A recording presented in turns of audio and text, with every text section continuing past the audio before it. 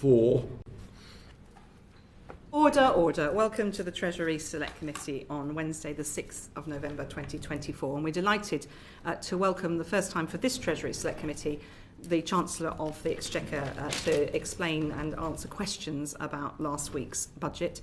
And I think it is worth saying what a breakthrough it is that we have a first woman Chancellor ever, and proud we are to have her in front of the Treasury Select Committee. And Chancellor, that's the good bit. So take that, because we're going to then move into questions. And the Chancellor, the Right Honourable Rachel Reeves MP, is joined by James Bowler, the Permanent Secretary at the Treasury, and by Will Macfarlane, the Director of Strategy, Planning and Budget at the Treasury, and by Conrad Smewing, the Director General for Public Spending, and who's also the joint head of the Government Finance function at the Treasury. So warm welcome to you all. Chancellor, if I can just kick off, when you look at the OBR's approach and growth forecast for your budget plans, it's not as optimistic perhaps as you have been. So are you confident that you will see the growth that you predicted and that you ran for election promising? Well, thank you very much, and it's a real privilege and a pleasure to be here today to take questions from your committee. Growth is number one mission of this government, and something that we are determined to deliver, because in the end it is economic growth that drives up living standards and ensures that we have the money both to keep taxes down and to invest properly in our public services. The forecast from the Office for Budget Responsibility shows an uptick in economic growth in the first couple of years in the forecast before it starts to fall back a little bit. But then over the longer term, the Office of Budget Responsibility says that if we keep capital spending at the levels that we've set out for the duration of this Parliament, that could lift economic growth by 1.4% by boosting the supply side capacity. Now, that is the first time that the Office of Budget Responsibility have looked at economic growth prospects beyond the 5-year period of the Parliament. And I think that's really welcome, because there is a tendency, I think, for politicians for whichever party to take decisions that can affect outcomes in one Parliament rather than looking to the long term. And part of what we spoke about in the election campaign about country first, party second is about putting our country on the right path for the future, which is why unlocking that capital investment is so important. But am I happy with the growth profile for this Parliament? No, I'm not. I want growth to be stronger. I want it to come through faster. And crucially, I want it to be felt by families and businesses up and down the country. And we've got policies in train to deliver that economic growth. You think that your policies will trounce the OBR's growth forecast? Well, that's certainly our ambition. And you had Richard Hughes and the Office of Budget Responsibility team here yesterday, and I want to thank them for all of their work that goes into the forecast process.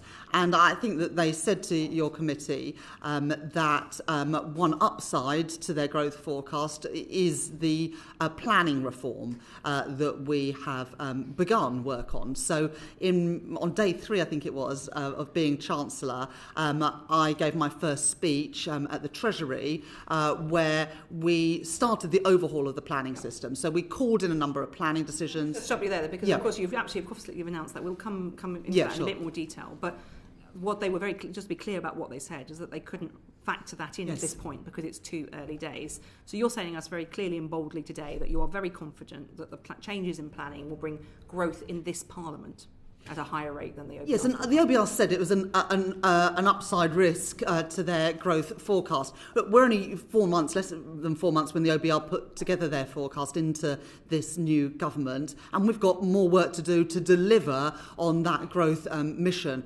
But when I talk to businesses, big and small, they say that the two things that are most important is, first of all, bringing stability back to the economy. Well, this budget brings stability back. We've drawn a line under the sort of chaos and instability of the last few years.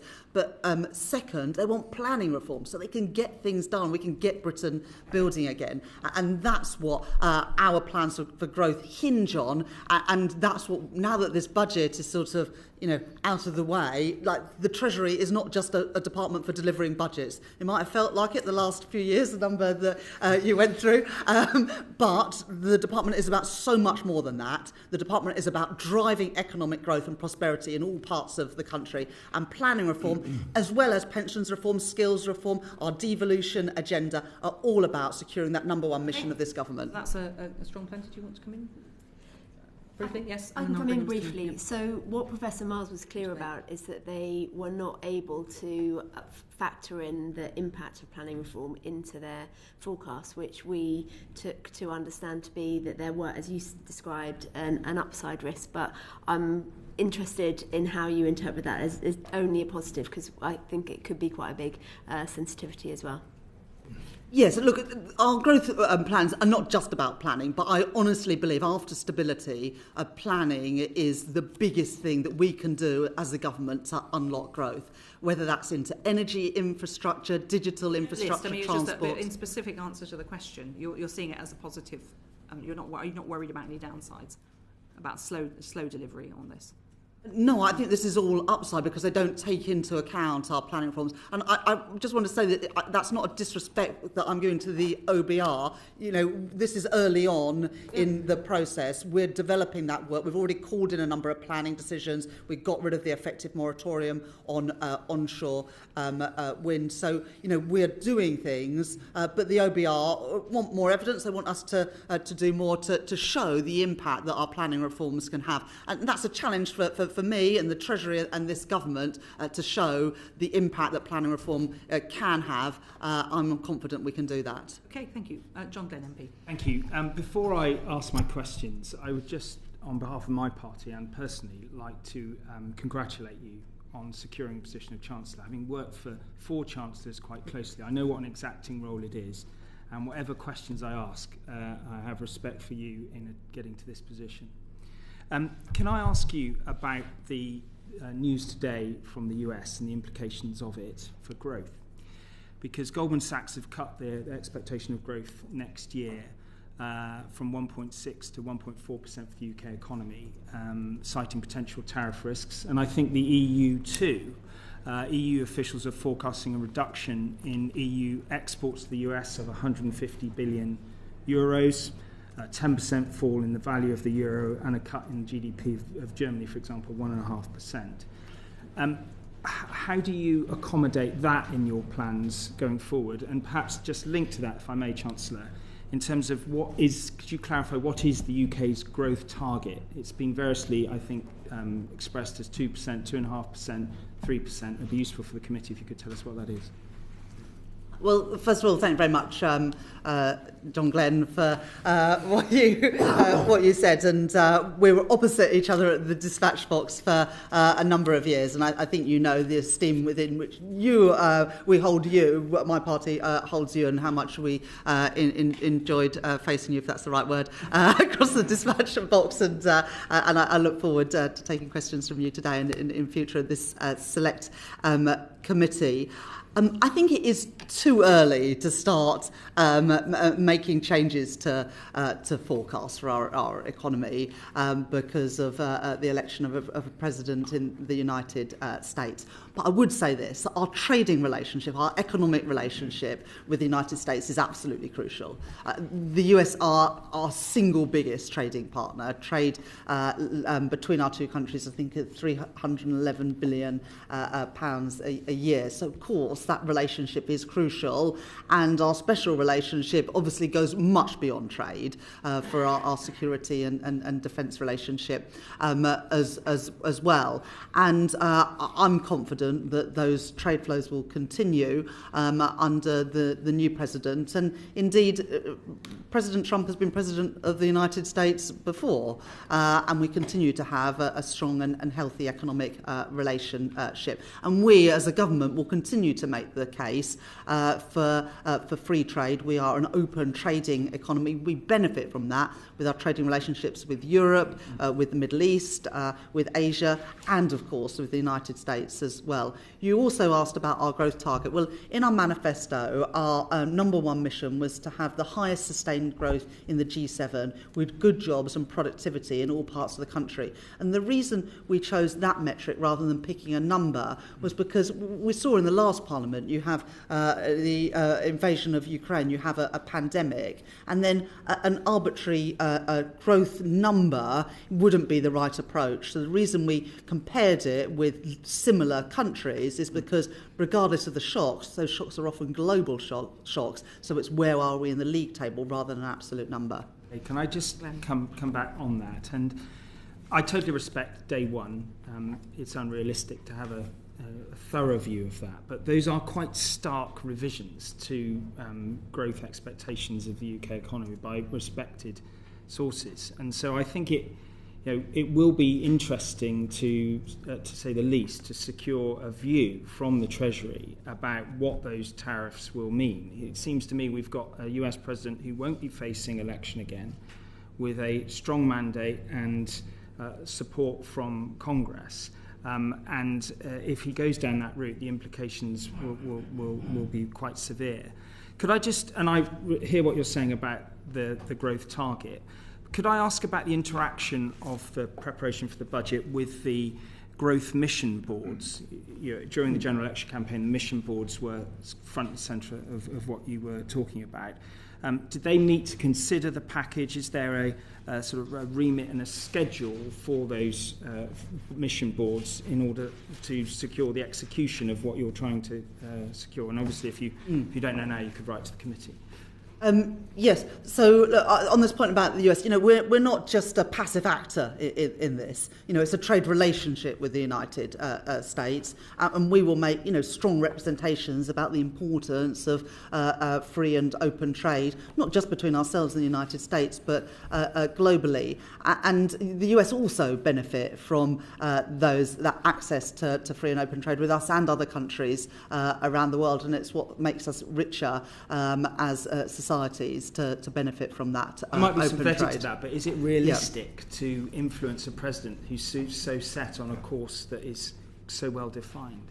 Oh, well, look, we've got another a couple of months before the inauguration. Obviously, we will begin those conversations. We'll prepare for different eventualities, but I absolutely do not want to sound in any way sanguine. On the other hand, I am optimistic about our ability to shape the global economic agenda as we have under successive governments.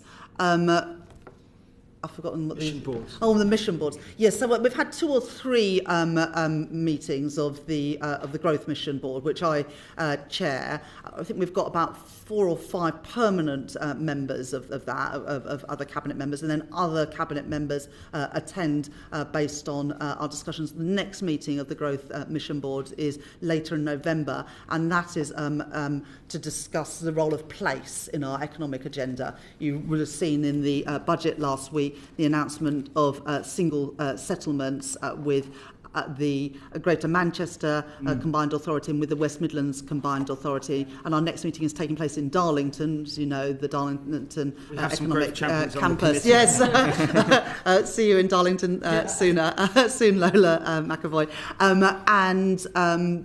We will make sure at that meeting that we've got representation, for example, from our mayors, because delivering growth is not just a government mission, it is on our national mission, and we know that we cannot just deliver growth from Westminster or Whitehall. We've got to engage business leaders, local leaders in that, which is why we're meeting not just in London, but around the country and involving key actors. In fact, actually, the last meeting we had the chair of the National Infrastructure Council, our Growth Mission Board. I did not take the Growth Mission Board through a detailed account of what was going to be in the budget. That wouldn't be appropriate. But in terms, I set out the 7 pillars of our growth strategy in the budget last week, and obviously the number 1 pillar is stability.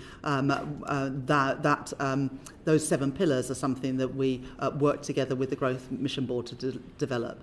Thank you. Thank you, Thank you very much, Mr. Fenn. Harriet Baldwin, MP. Thank you, Chair. And can I add my congratulations on your appointment and appreciate, as you will, just how much power and responsibility you have now, particularly with 400 MPs to vote through any measures that you wish to implement. And I recognise the fact that one of the aspects of the financial world that you don't control is the markets, though. And the Office for Budget Responsibility yesterday was telling us that the additional £350 billion of public spending that was announced in your budget has permanently increased, in their opinion, the level of interest rates and inflation. And what steps did you take before the budget to reassure yourself that at a time when the Bank of England's also selling gilts, that the gilt market would be able to cope with that additional level of public spending? We've had, I think, we had an auction of government gilts yesterday, and that was, very comfortably oversubscribed, which is very welcome. But if you look at the forecasts from the Office of Budget Responsibility, both for interest rates and inflation over the course of this Parliament, both of them are on a downward trajectory. If you take inflation, of course, it peaked at just over 11% in the last Parliament. The peak of inflation forecast by the OBR in this Parliament is 2.6%, but then it falls back to target during the course of this Parliament. And interest rates are also on a downward trajectory throughout this Parliament.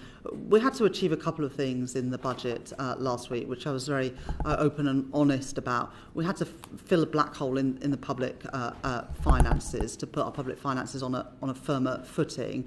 And we also had to properly fund our public services. You know, obviously, Dame Harriet, you were chair of the Select Committee in the last Parliament. There hadn't been a spending review since 2021. On the gilt market more specifically, if I may, Chancellor, because I think there will be other questions that will come up on some of those other topics as we go through.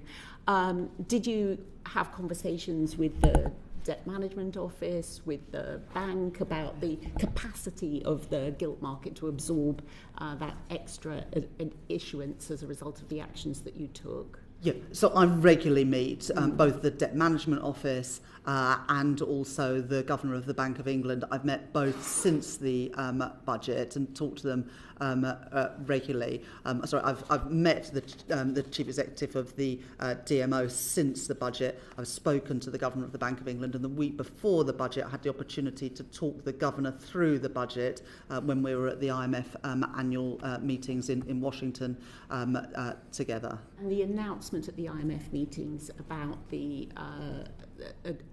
change to the fiscal rules that got the Speaker so upset with you, was that partly to prepare the markets for the impact of your budget? Was that following advice? So in the election campaign and in the manifesto, we set out the two fiscal rules. The first to balance day-to-day spending with tax receipts, and the second to get debt down as a share of our economy. But I do take very seriously the importance of ensuring that markets understand government policy and the profile of government borrowing. So I thought it was useful ahead of the budget on advice to give some more information, but not to set out the fiscal rules ahead of the budget. It was right that we set out the measurement of those rules, also the path to meeting those rules at the budget, which is what we did. Chair, I'll come back later if I may. Yeah, thank you. Chris Coughlin, MP. Thanks so much, Chancellor, for coming in, and congratulations on your appointment as well. I very much welcome the government's focus on growth, but bond markets, gilt yields rose 10 basis points on Friday.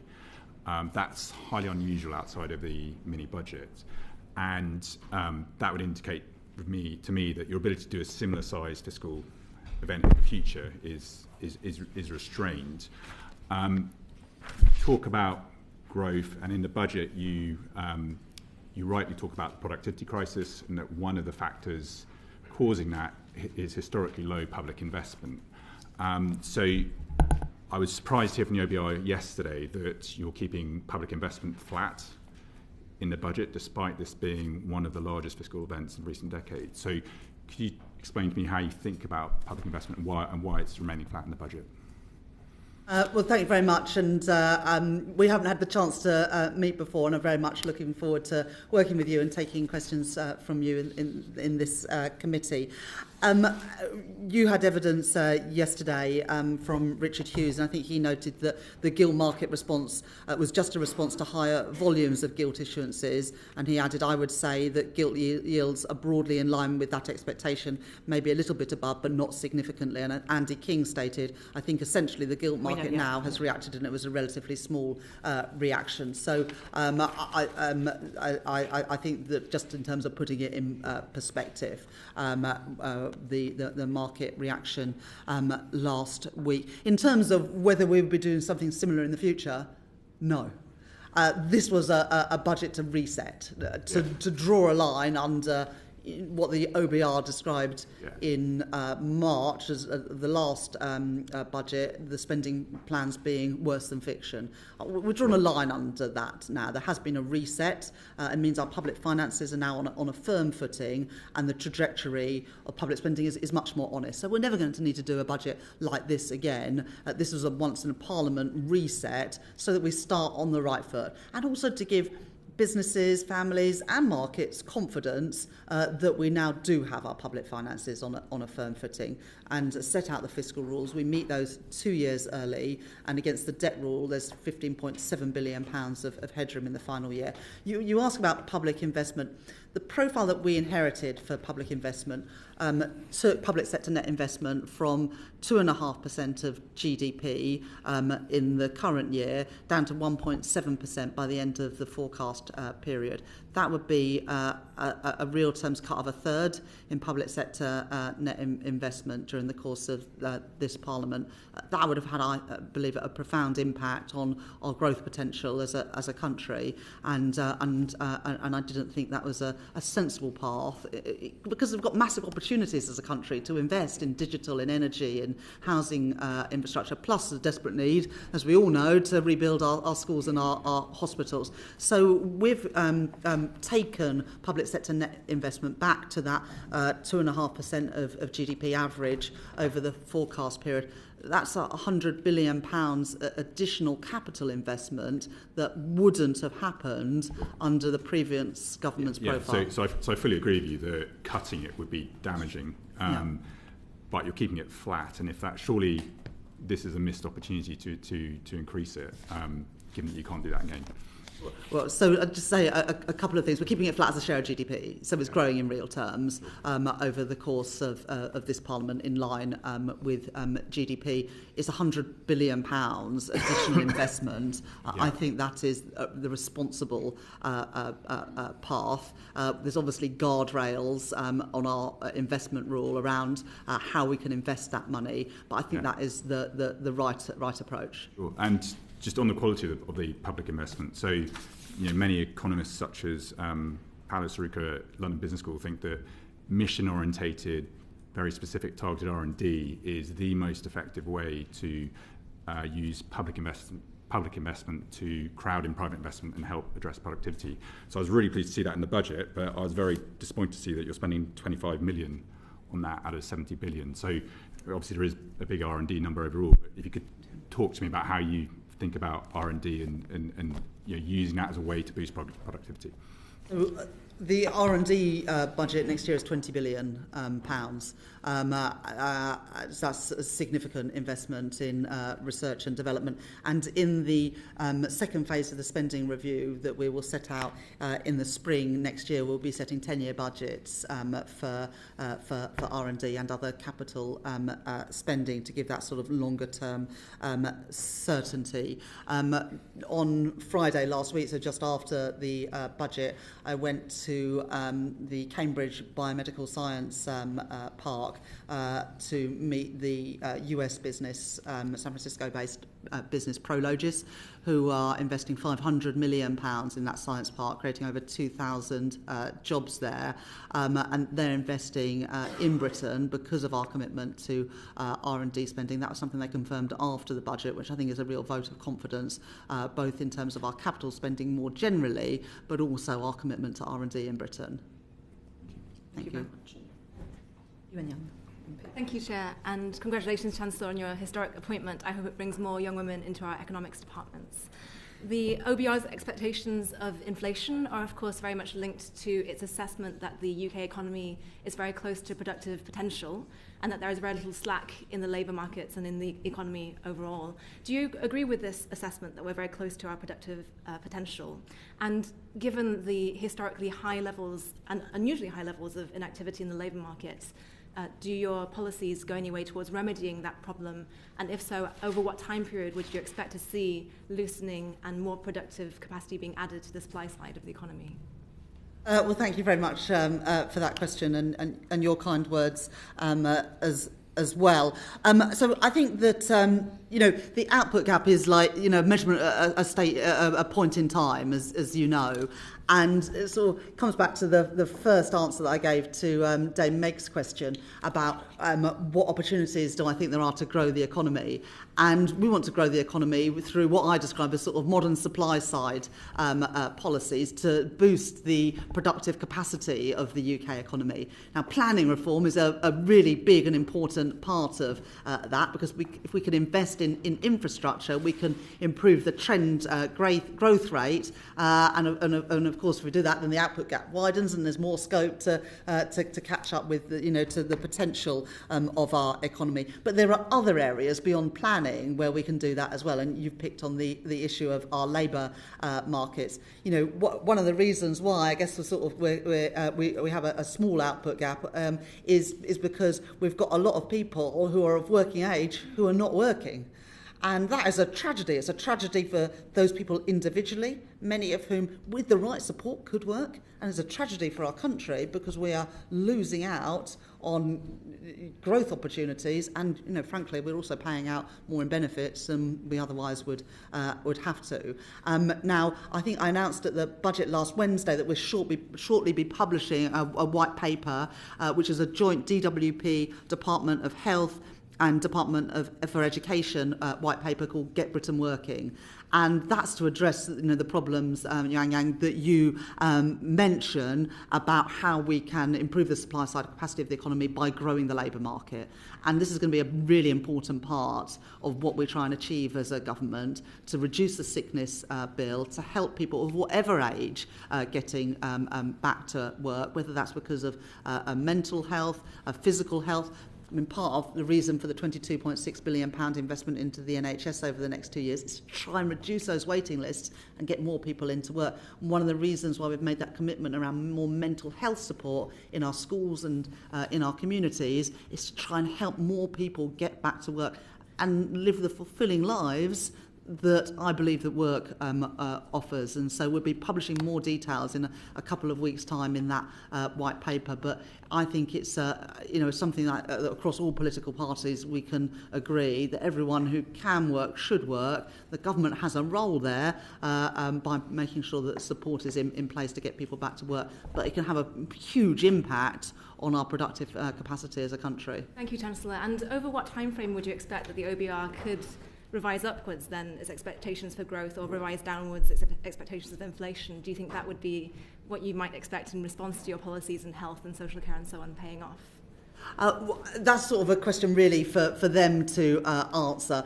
Our job is to develop the right policies and give evidence then to the Office of Budget Responsibility about the impact that they can have on potential growth in our economy. But I'm determined to stretch all the levers, whether it's on planning, on skills, on labour markets, on the pensions reform. And I'm going to be giving my first Mansion House speech next Thursday. We're going to be talking more about the growth agenda, including around pensions, building actually on some of the work that the previous government were doing to try and unlock that long-term patient capital for start-up and scale-up businesses. The opportunities in our economy, they really are immense, but we haven't seen it in our productivity and our growth numbers in recent years. I'm determined to turn that around. That's why we've got this cross-government growth mission board. It's why growth is our number one priority. We've already been able to unlock £63.5 billion of private sector investment through our international investment summit. There's a lot more to do to drive that growth, but I feel that we are getting there, and we're pulling all of those levers. Thank you, Chancellor. Thank you very much, Jan. Dr. Juven-Sander. Thank you. Good afternoon. I'd like to address a question to the officials, maybe to the Permanent Secretary to begin with. We saw that gilts fell during the Chancellor's speech, then rose afterwards. It would appear that after people had seen the OBR documents and saw the expected path of interest rates, what proportion do you think of the rising gilt yields to do with changing expectation of the bank interest rate, and what portion on other factors?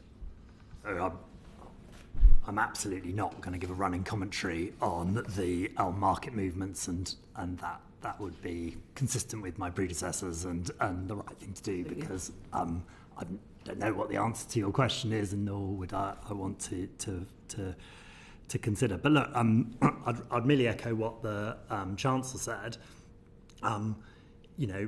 We've had strong auctions this year in what we've done. Those have continued after the budget. Markets are in an orderly fashion, and there's a lot of news out there at the moment. But essentially, what the budget did was set out the really important fiscal credibility and fiscal framework that we're following. It I think, put things on a long-term footing, where perhaps it'd been more short-term in the past. And I think that's deeply important.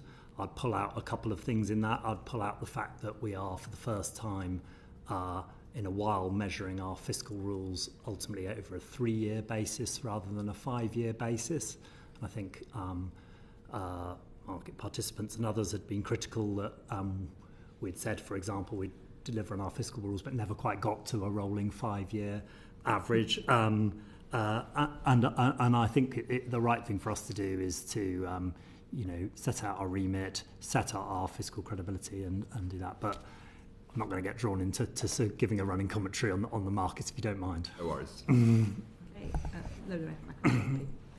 Thank you, Chair. Chancellor, I just want to say congratulations on your 800-year-old glass ceiling smashing. That was absolutely brilliant, and from all of the other maths women and girls, well done. It's brilliant to have you here.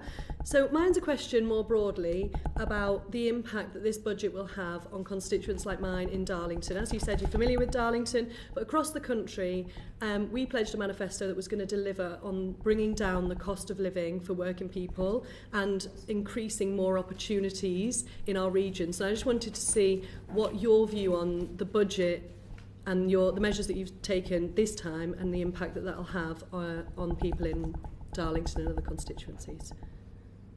Well, thank you very much for your question, and I get to spend now even more time in beautiful Darlington because of the economic campus that we have there. And as I said in answer to an earlier question, the Growth Mission Board will be meeting there later this month. And it is fantastic that we've got civil servants who otherwise I don't think would enter the civil service because of that campus. And that means that we can have a more diverse range of civil servants bringing perspectives from all around the country. And I think that is really welcome in economic policy making and in policy making more widely.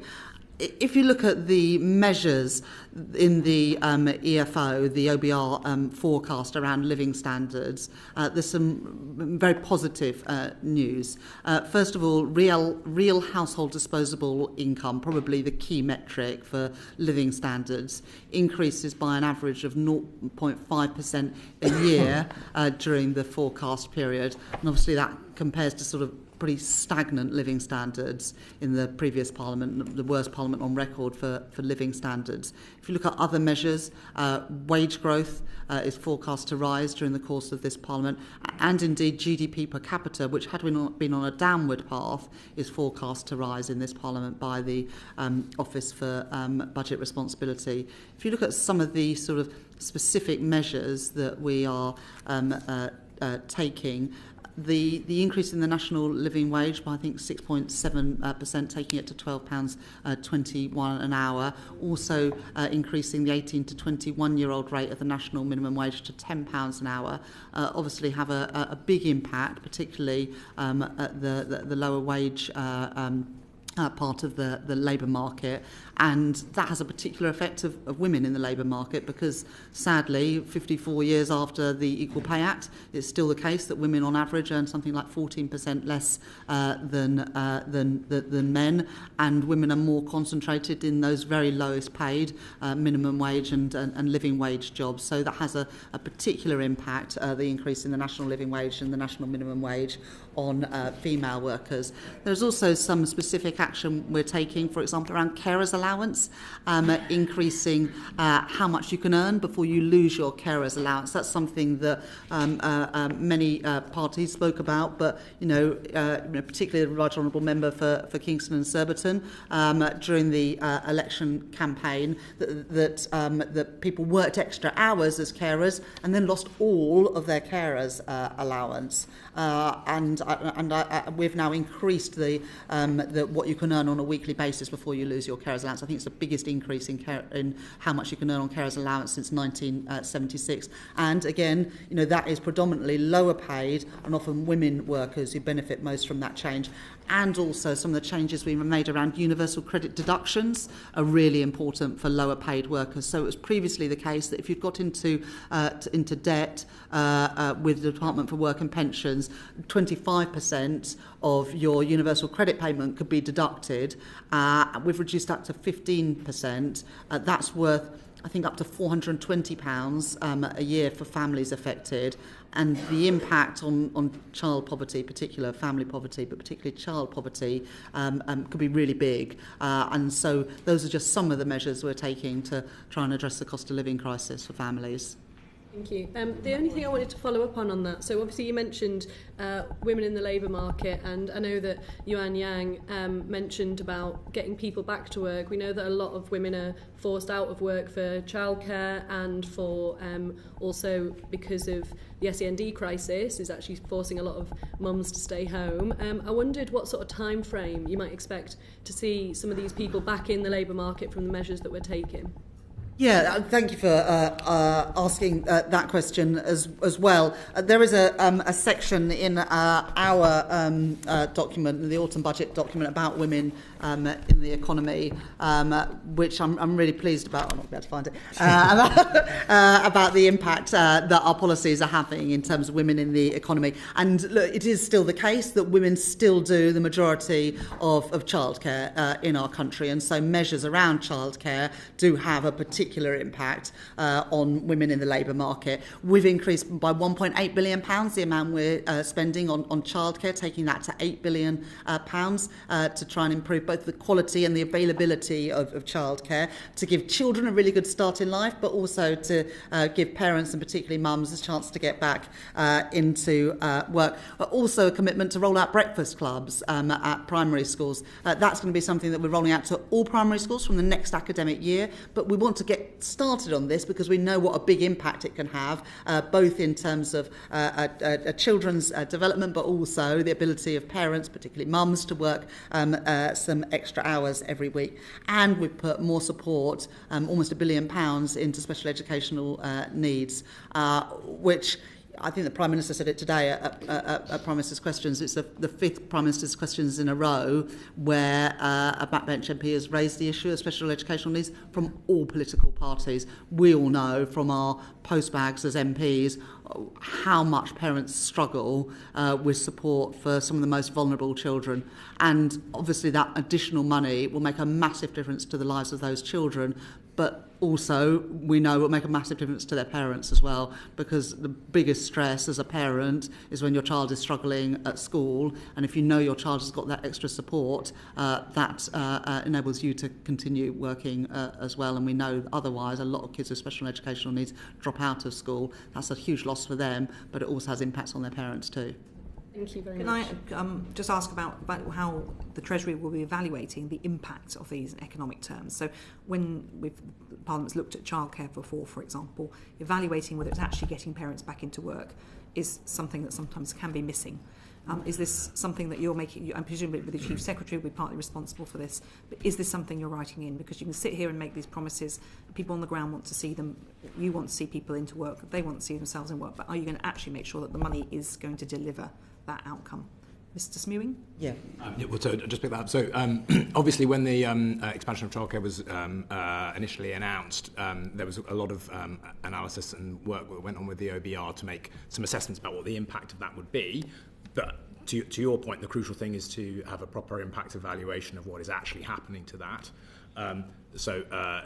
That's going to be central to the DfE's rollout of that policy, and there are a number of ways that they'll look at evaluating that. It will take some time, obviously, for us to kind of gather a really robust evaluation. But as with all of these public policy interventions that we are doing, the sort of cycle of evaluation and then testing and then re-evaluating is going to be something that we will carry on following through.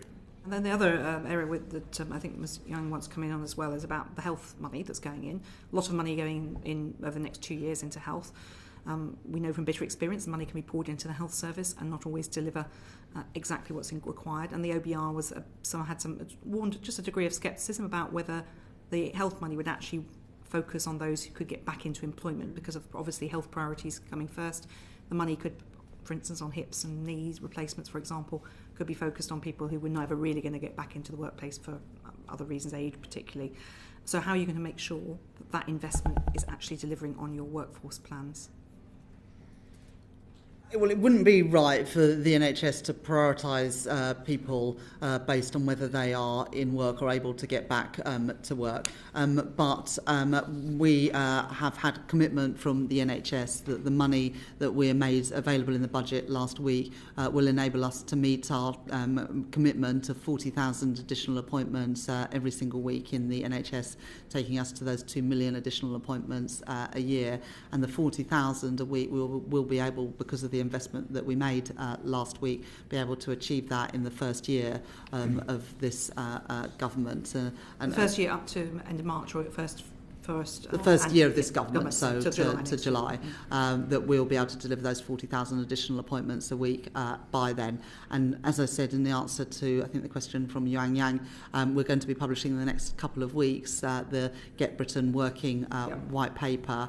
We expect to see more detail there. Yeah, and I think one of the things that I'm really pleased about with this white paper is that it's not just a DWP white paper, that it's something that we've worked across government. And this is the sort of value of these mission boards, really, because it does encourage that sort of cross team working, which has always been a criticism of government, that it works in silos, and we're trying to break out of that. The Holy Grail.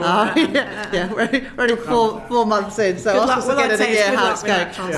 But I think it is really important, because to get people back to work, that can't be something that DWP is going to achieve But the health money will be, it's going to be a challenge. As you say, quite rightly, you can't instruct the NHS just to spend the money on people who might get back into work. So do you have any metric, or will you be developing a metric through this new the white paper that's coming out about how you're going to measure the impact of that money on Well, I'm very happy after the white paper's published to come back and answer more questions, and I'm sure that the Work and Pensions Secretary would be happy to do that with the relevant select committee as well. But I think it's a really important point, because we all know that you can't just sort of spend your way to better public services. We've got to run them better as well. There has been a collapse in productivity in the health service since the pandemic, and we need to improve that. I think there are lots of reasons behind that. I think morale in the health service has been very low. There has been a problem with a lack of capital investment in public services in general, but particularly in the health service. I was at St George's Hospital in Tooting just last week ahead of the budget, and staff there were telling me that they're still using scanners and diagnostic equipment that was bought under the last Labour government, so 15 years ago, that should have been written off and obsolete by now, but they haven't had the investment to be able to update that equipment. And also the statistics about the number of wards and the number of beds on any given day that can't be used because of poor conditions in NHS settings. So we do need to improve those things. It's You're why saying capital investment and the 22 billion So the £22.6 billion is day-to-day spending, yes. But we've also announced £3.1 billion additional capital investment next year in the health service, and that is really important because unless you're working with modern diagnostic equipment and you've got NHS settings able to provide healthcare, you're not going to get value for money. That's not the whole solution. I think using digital much more rather than analogue. Dangerous handing out the health secretary. Yes. But I expect all of us, all of us who use the NHS would have had in the last couple of months, either ourselves or our children, a letter that comes through the post from the NHS. I think they've probably got our emails. We need to make sure we're improving the use of technology to reduce costs and indeed to improve service to patients. I would just say that some of us around the table have seen money going into the NHS, and I'm sure the Treasurer will be watching it very closely. Maybe Mr Macfarlane can enlighten us on this, and I'm going to bring in two colleagues. It was less specific to health, Chair. If I may, though, linking a few of the questions from the committee about implementation, follow through, when will these things sort of impact? I mean, not only Mr Smewing's point about evaluation, Mr Glenn asked about the mission board. The Chancellor has established the Growth Delivery Unit in the Treasury, specifically focused on these sorts of announcements and how they are followed through the system, and that will be kind of reporting in real time in how these things are being followed through, linked to the growth mission, but very much the announcements in each budget, and how they will then be delivered. We may have that team in front of this committee. And indeed one fiscal event a year to mean that we're not just in constant policy development, we're actually in delivery mode. You look almost relieved, Permanent Secretary. Praise. One way of getting your Permanent Secretary on side Chancellor is reduce their workload. I was going to bring in, I think you and Yang had a very quick point, and then Mr Glenn. Very briefly, Chancellor, just to go back to the question of timeframes. When you look at the scale of the problem of the post-pandemic scarring of the labour markets, do you see this as a kind of 1-2 year problem? Is it a 5-year problem, or will it take longer than that to really start to heal? I mean, there's no time to waste. We're publishing the white paper because we know how important it is. We've been working at it over the summer and into the autumn. I think it'd be better for me to come back once that is published to give more evidence on that. But it is, as you can see, a really crucial part of our growth agenda. I think, Chancellor, you're one of an early witness who's keen to come back regularly on a number of options you're giving us. So we may well. No, I had a choice. Indeed, you don't. But I'm putting it politely as your first time appearance. So. Thank you, Chair. Mr. John Glenn. Yes. Could I ask Mr Macfarlane about the mechanisms for accountability for expenditure? I mean, I recall numerous times where, in the run-up to any fiscal event, there was another call on extra resources for the NHS, probably absolutely necessary, but there was never a mechanism to assess the productivity of that investment and to hold people accountable for it, be it other ministers or have a transparent mechanism that would allow you in the Treasury to say, right, we put this money in, we got these outcomes. And I think in particular with health, and I recognise what the Chancellor said and what the government's trying to do in terms of the backlog, but there is of course a danger that the backlog principally from the COVID experience will be cleared, but there won't be clarity on where money is spent efficiently going forward. Do you have any thoughts on how, in the constant process of iteration, you can create structures that actually bring that accountability? I may on this one, but defer to Mr Smewing, Mr Glenn, if that's right. Sense as a former Chief Secretary. That's right. So it's obviously a very, very important question. I'd distinguish two different kinds of things. One of them is sort of impact evaluation of new policy initiatives, which I talked about a minute ago. The other one is like performance measurement and tracking the performance of of public services as the money is going in or as investment is taking place, tracking the efficiency and the productivity of those things. The government does have, as I think you'll probably know, the sort of government efficiency framework, which is a good way of conceptualising the kinds of questions of interaction between input, output and outcome that you have in monitoring public services. I do think that in phase 2 of the spending review, we'll want to be refreshing that performance framework really, in particular in a world where we are looking at missions which are bringing in a broader number of areas of public spending which all impact on the same outcome. Like thinking through how you can properly measure and track how the policies that we're implementing are having impact on that, I think is a really important thing for the next spending review. So I guess that would be. Does that mean that you will require bids in the spending review? Well, maybe it's for the Chief Secretary, but I guess Mr. Smewing here in his place in a sense, that they will have to add evaluation into every project. It's been in the case in previous spending reviews, and I think we will do the same in this spending review, that particularly for kind of new initiatives, it's important to build in the evaluation from the beginning and have a robust evaluation. It's a rounding error, isn't it? It's a cost to pay for an evaluation. So that's going to be an absolute requirement. Won't get across the line for us in the spending review unless that's robustly included. I think it's going to be a requirement in any set of spending review guidance that people set out how they would evaluate the spending they do. One little bit of me lives in hopes that it will actually deliver. The cynic in me, after a decade, says it still might be challenging, but at least that's an important step. Thank you. Just on that one very quickly. Very, very good. If it's one sentence, Ms. Dr. Sanders wasted. Smewing, sorry, forgive my ignorance. So were there not effective evaluation matrices in before this government came in? So there has long been a set of frameworks which are place requirements around producing valuation of public policy impact. I think, as the sort of chair was indicating, it's not always the case that those frameworks are sort of followed to the letter, and I think there's a very important role for the Treasury in providing the kind of demand signal for robust evaluation to the sort of broader public sector, both by setting out the kinds of requirements that the chair was referring to, but also taking that evidence and using it and responding so that if the best impact evaluation evidence suggests that this policy is working and this one is not, you shift resources across. Yeah, so it doesn't just go into a filing cabinet after the meeting. Exactly. Yeah. Okay. Challenges taking the projects away from people, but yes, Prime Secretary. I mean, the only thing I'd be very, very keen for this committee to be supportive of is, as we go forward, as we go forward and we try and change the way we do things for the better by learning what works and what doesn't work, then you need to change things. You need to stop some things. Exactly. As you start some other things, you need to do the things that work more and the things that don't work less.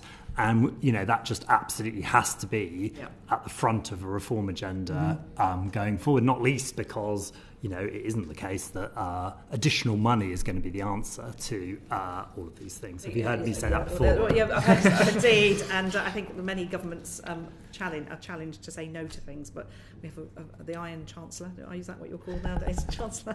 One of the things that we're going to be doing... has no in her lexicon, I think.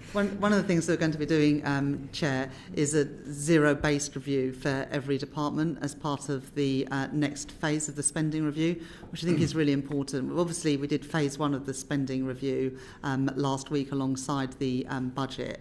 And to be honest, that was quite a quick spending review, and it had to be because we didn't have any spending allocations beyond next March. And so we had to get that done this autumn to give departments a chance to prepare for the next fiscal year. But I think we could do better in phase two because we've got longer to do it. We'll be kicking that spending review off shortly. But that spending review will be much more bottom-up with the zero-based review to do exactly what the Permanent Secretary has spoken about, to get that prioritisation. Is that a warning that some things may be cut and dropped? Well, and so they should be. If things are not priorities and other things are greater priorities, we should put more resource and more time and effort into things that are priorities. But that requires difficult decisions because obviously there will always be understandably vested interests to defend the things that already exist. You're saying you're not afraid to take on vested interests among colleagues in the Cabinet? Well, I think we absolutely have to be, but also these things have got to be led by departments. They shouldn't be led by the Treasury. If a department does a zero-based review and has a hierarchy of the importance of things, then surely you'd rather get rid of some things at the bottom of your list to be able to do more of the things at the top of the list. And you can't start doing new things when you've now set the spending envelope unless you stop doing things that are less of a priority. Very clear. Thank you very much. Dr. Sheehan-Sanders. Thank you very much. Good afternoon, Chancellor. I want to associate myself with the remarks of other people in the committee of being the first female Chancellor. I know how much it meant for the British Indian community to see a previous Chancellor stand up. I'm sure many young women and girls felt the same as you gave your first ever budget. I want to ask specifically around long-term investment and growth out of your budget. You set out Securonomics as your economic philosophy about secure foundations you need. Can you set out in this budget how it began to build long-term secure growth for the United Kingdom? Well, thank you very much for your question. So Securonomics is about building strong growth on stable foundations. I guess the most important thing there is bringing back economic stability, because we know that a lack of certainty about the path of economic policy creates that sort of instability that inhibits investment. But also part of Securonomics is about ensuring that the economic growth, that our economy is more resilient to shocks. And I think we could all agree that the last few years has been full of economic shocks. And the problem is when those shocks come along, how resilient is your economy to withstanding them? And I think during the global pandemic, we found ourselves very reliant on supply chain, very long and complicated supply chains, and found that we were very short of essentials. When Russia invaded Ukraine, we found that although we had invested in renewables, we were still very, very reliant on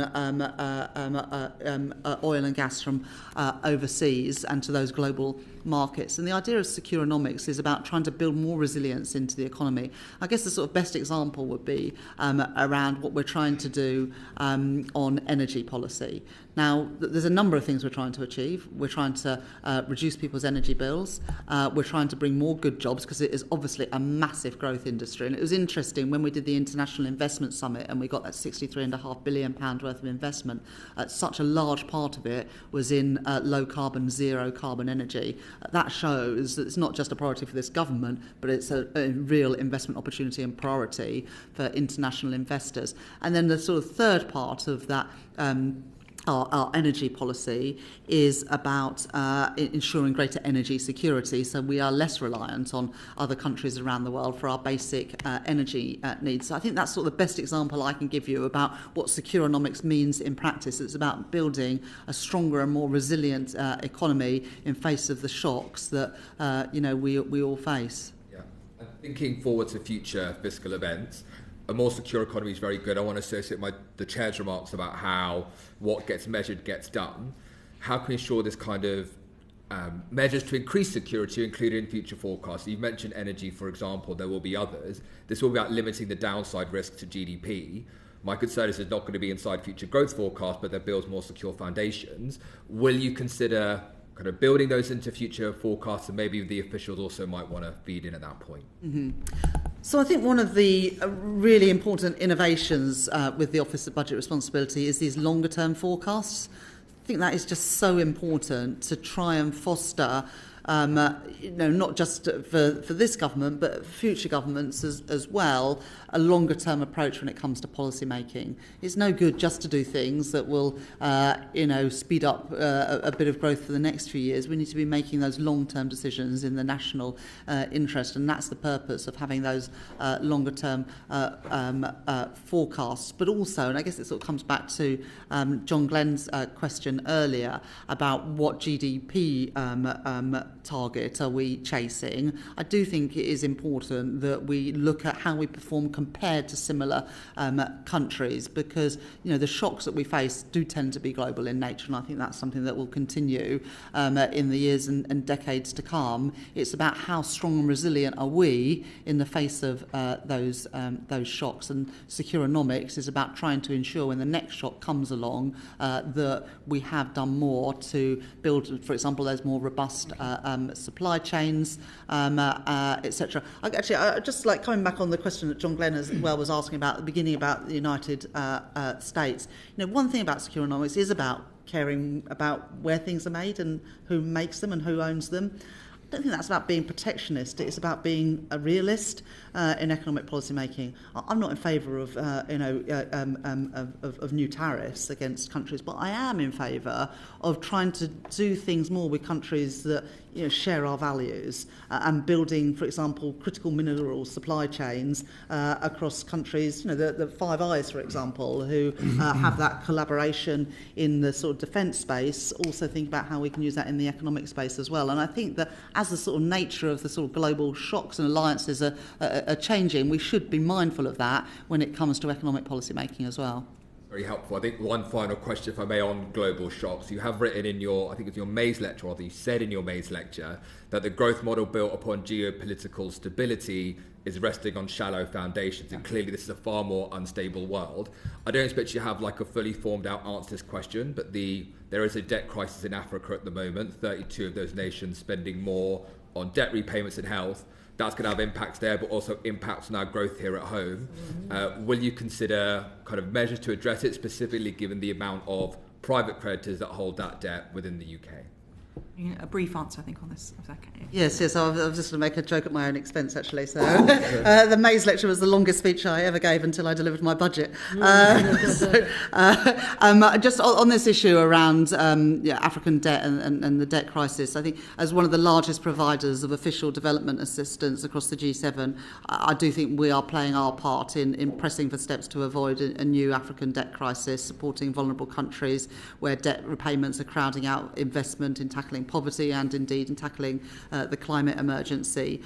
We're an active participant in the G20's Common Framework Initiative to assist developing countries with repayment problems. We've already supported Chad, Ethiopia and Zambia, but we know that the current process is too slow, so we're pushing for a more timely coordination amongst international partners.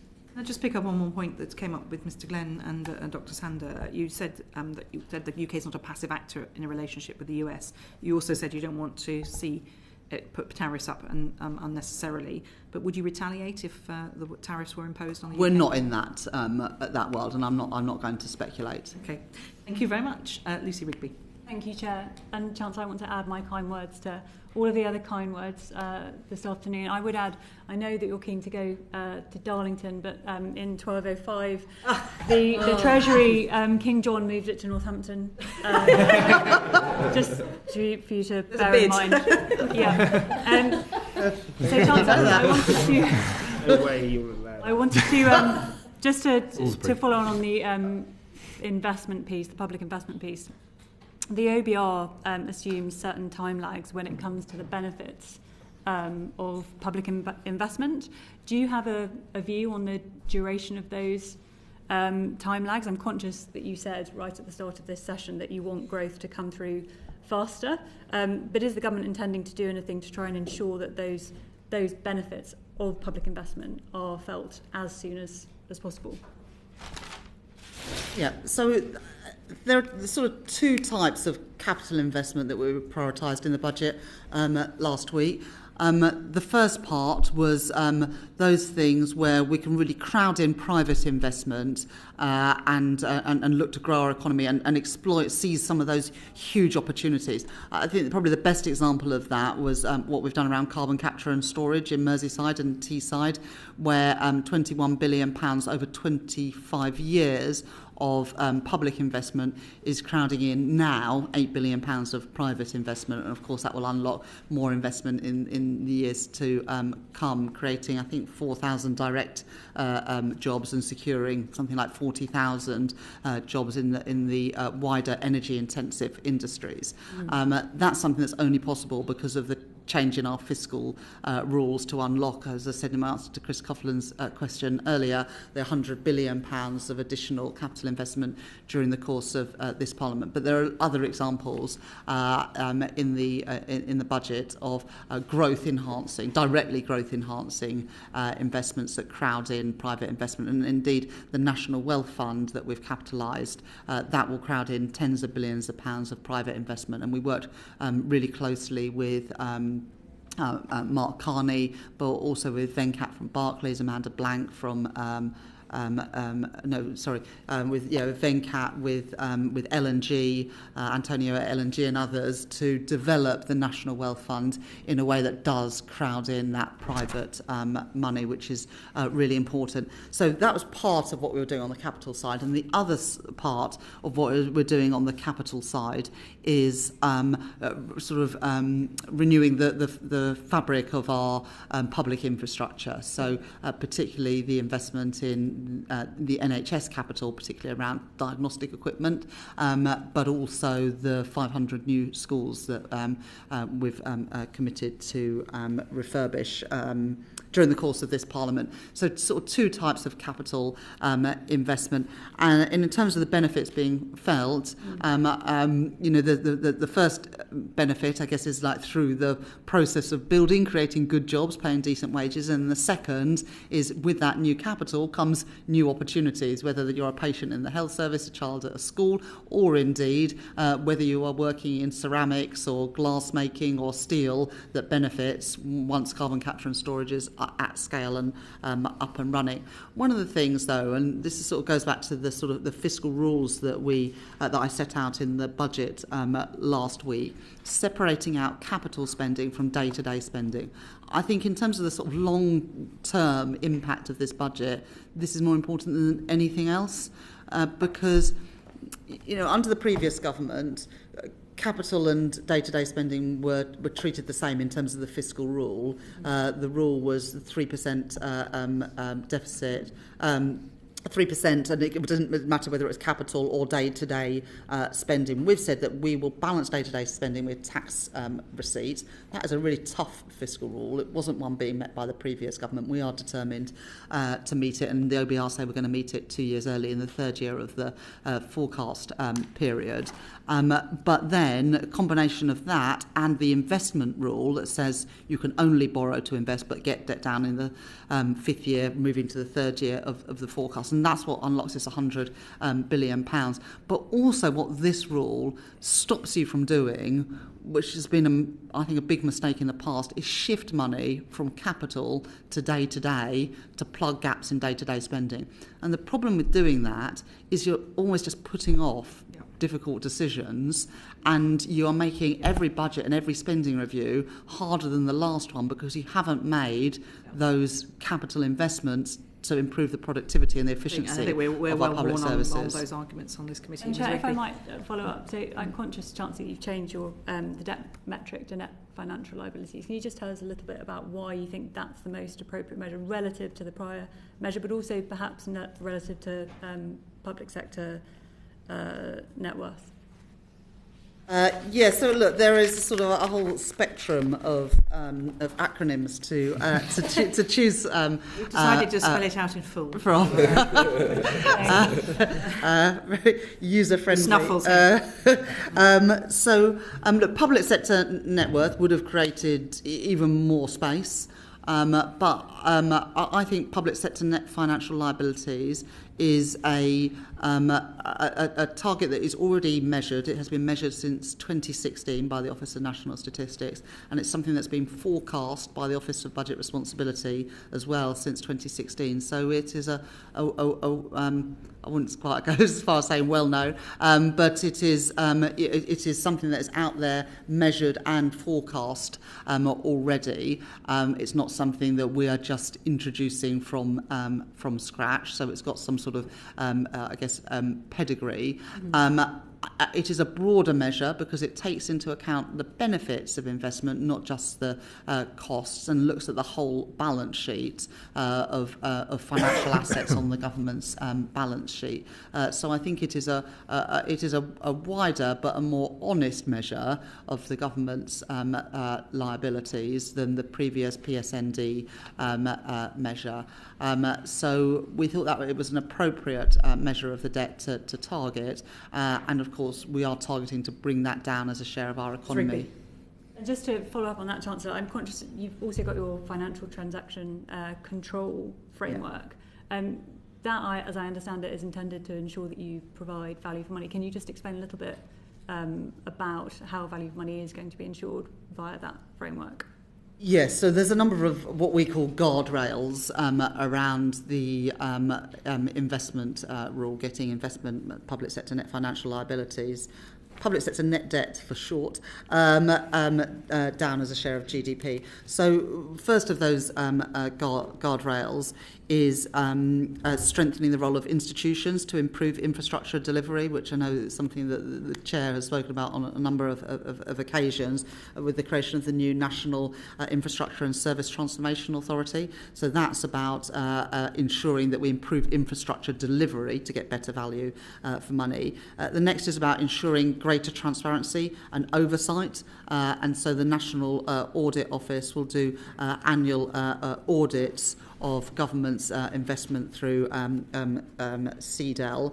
The next is all large-scale financial transactions and guarantees would be delivered by expert institutions, arm's length, independent from government, through the National Wealth Fund, UK Export Finance and the British Business Bank. So it's not government, it's not me or the Chief Secretary deciding on the investments, it is those independent bodies. And then alongside that, we've got the updated Charter for Budget Responsibility, and that sets out responsible and some of the common sense reforms to the fiscal framework. So as the Permanent Secretary said, moving to one fiscal event a year, committing to hold a spending review every 2 years, setting minimum budgets of 3 years to avoid cliff edges, but crucially setting 5-year capital budgets that will be updated every 2 years. Because one of the things that people say to me time and time again, what adds costs to infrastructure investment and any big investments is a constant changing of the priorities.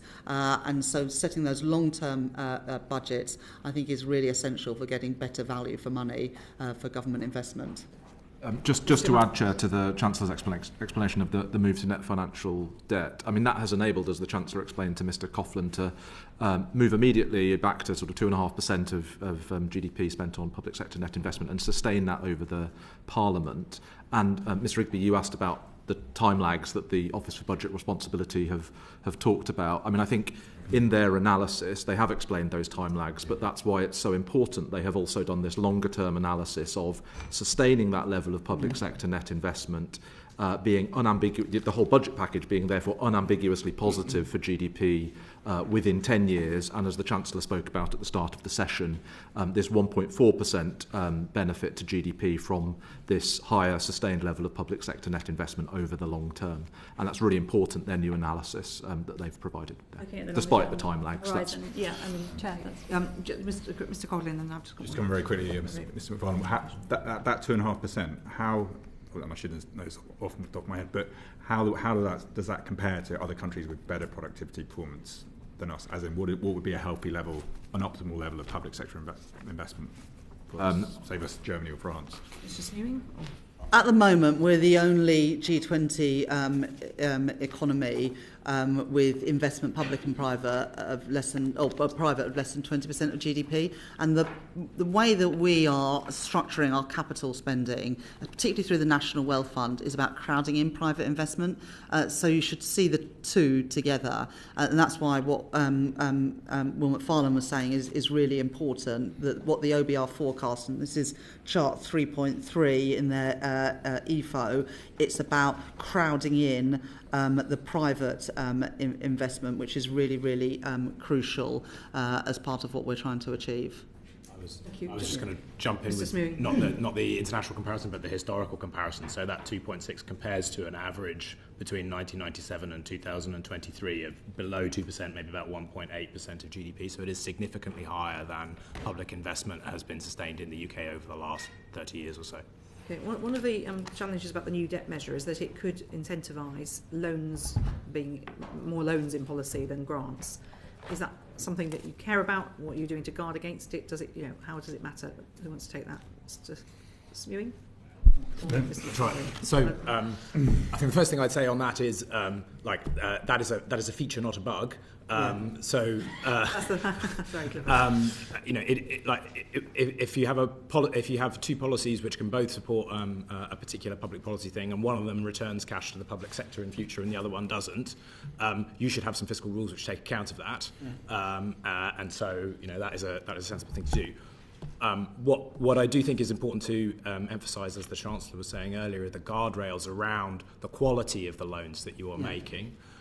I'd say two things on that. The first is we're maintaining the Treasury's control framework on other departments on financial transactions, so that will all still be considered in the spending review. If those are loss-making transactions, they'll impact on their resource budget. So that will all still be in place.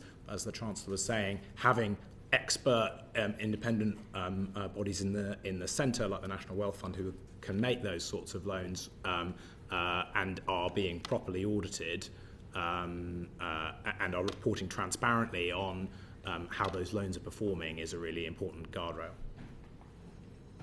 Thank you. I'm going to go to Mr. Glenn, and then I might come back. Could I ask the Permanent Secretary, Mr. Bowler, about the interaction with the OBR and whether anything changed in the interaction with the OBR between Treasury officials and OBR officials in the run-up to the March fiscal event? Was it any different to anything previously? So the thing that changed is that we found out that the way we were forecasting debt in the coming year didn't work, and the way we found that out was that previously, through the OBR's existence, we had taken a top-down approach to forecasting DEL. So we essentially gave the OBR a number. We didn't do a bottom-up approach, so we didn't do the sum of all of its parts. So we treated DEL slightly differently. DEL was controlled by is a decision of the control of the government, unlike tax, unlike AMI. So we did it differently. That had worked, as I think you heard evidence on yesterday, perfectly well in previous years, but it meant that there was a built-in assumption that if you did have pressures in year, those would be offset either by offsetting savings or by underspends. And what we found out was that was not the case in 2004-05. Neither of those things materialised, both in February, where the OBR recorded, and as the evidence we gave them, that there was a £9.5 billion pressure, and then throughout 2004-05, where we've published a document that sets this out perfectly clearly, that where we were in the budget, 16 billion, then ultimately by July at 22 billion. So those pressures grew and the offsetting savings didn't follow. And that is why we've changed our framework, and that's why we said in July we needed to change our framework, and that's why the OBR did their review. They came up with their recommendations. Chancellor and ourselves have accepted them. I would like to take, if I may, an opportunity at this point to clear up something that did come up yesterday in your evidence, which is quite important to me. So there was a question about whether we acted within the law in this thing, and it's important to me to point out that I think we're clear that the Treasury did act within the law. Indeed, it's because the law is more about what the OBR have the right to ask for rather than what is provided to them of our own initiative, that we've needed to strengthen the framework as we are. But I hope I've set out what happened there. I think the evidence you got yesterday was that the way we did things worked for the process of up to 2004-05, but it didn't work for 2004-05. And one defining... 24-25. Yeah. I'm so sorry, thank you. So many numbers. And I think the one defining feature of that year is that it was the last year of a spending review. So we'd had the spending review set in 2021. This was now 3 years on. It was last year. We hadn't had another spending review. If we'd had another spending review, we'd have reset that year, as you do.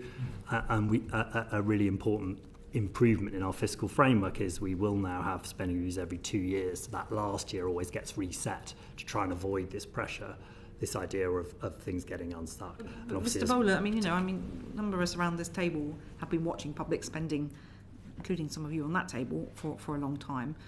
There was always an awareness there were great pressures in the system. Lots of things were delayed, put off for spending, promised but spending later, commitments that hadn't been quite crystallised, so therefore couldn't actually be budgeted against, but were liabilities coming up, other contingent liabilities.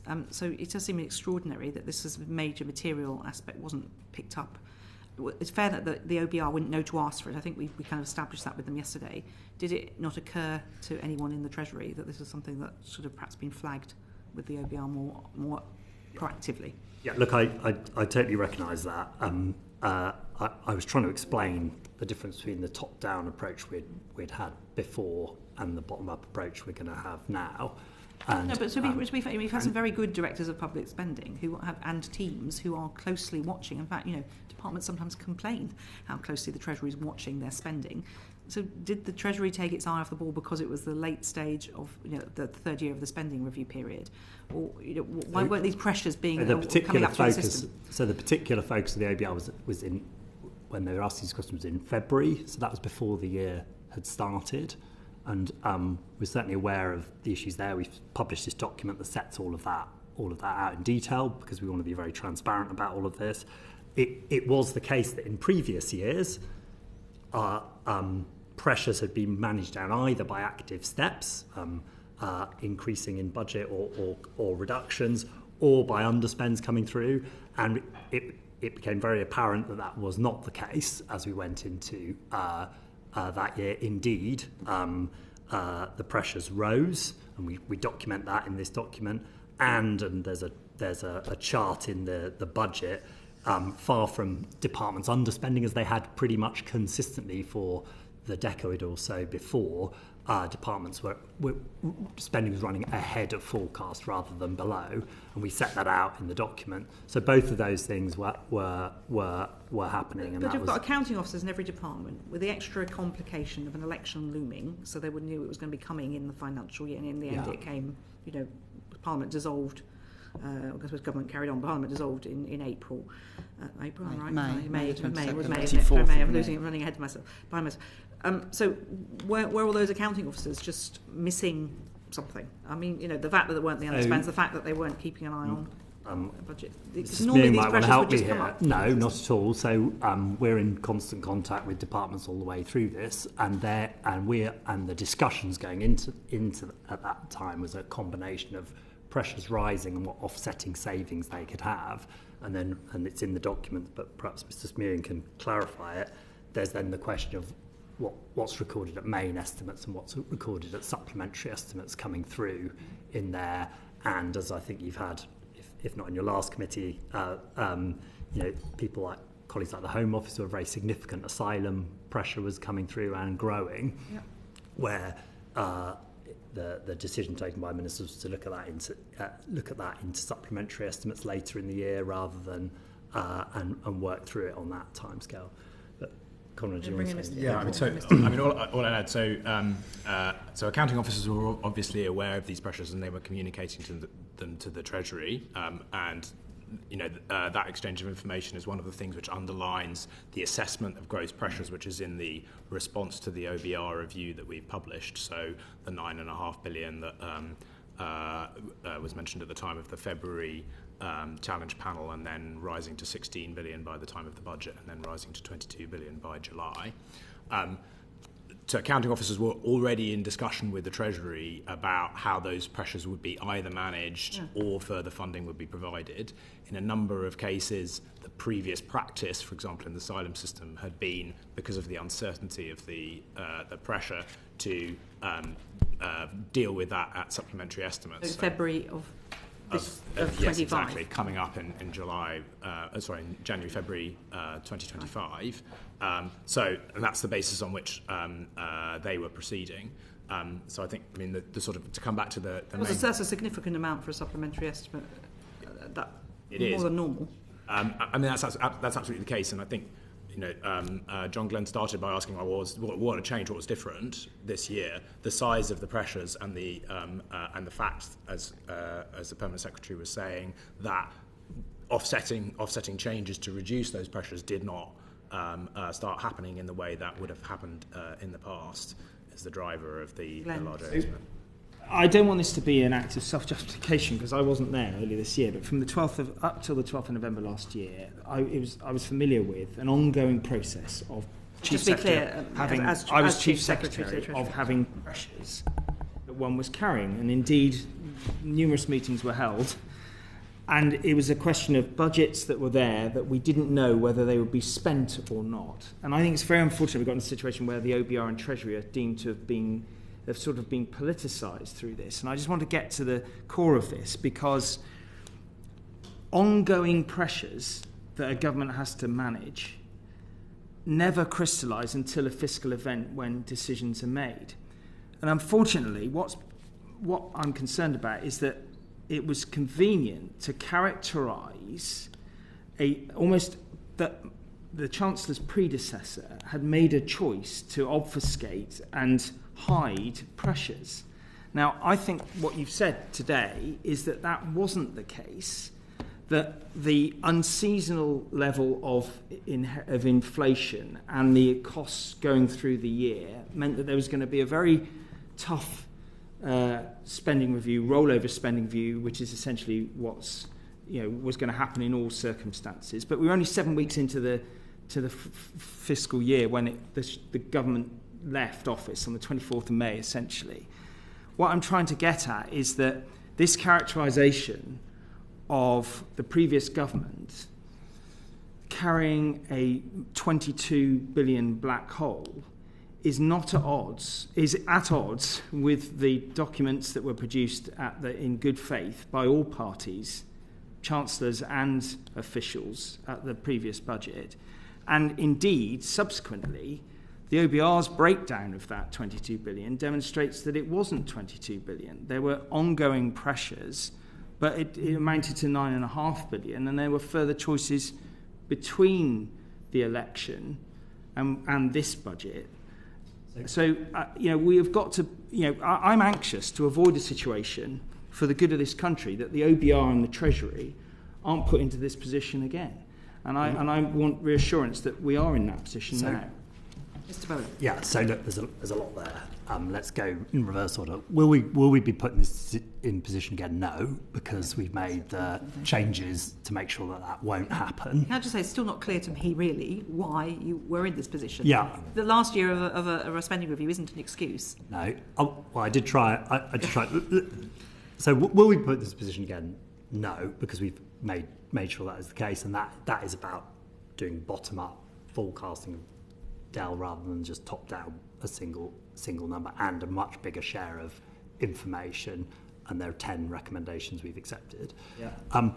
Was it business as usual in there? No, it wasn't. And it's worth saying several things there, but the document that we've published that maps this all out, I think, sets it out most clearly. And the thing to say, as the OBR have said, and I don't think the OBR and ourselves are at odds on this, by the way. I don't revile from the OBR's review, and I don't think we disagree. The OBR, the number of pressure was high, very high, in February at that level, at 9 billion. And what I've tried to set out is you would expect through offsetting savings, decisions taken by ministers to reduce that pressure, and you would expect underspend to come in, and we'd had a long history of departments to underspend. So those two things to bring that number, that did not happen.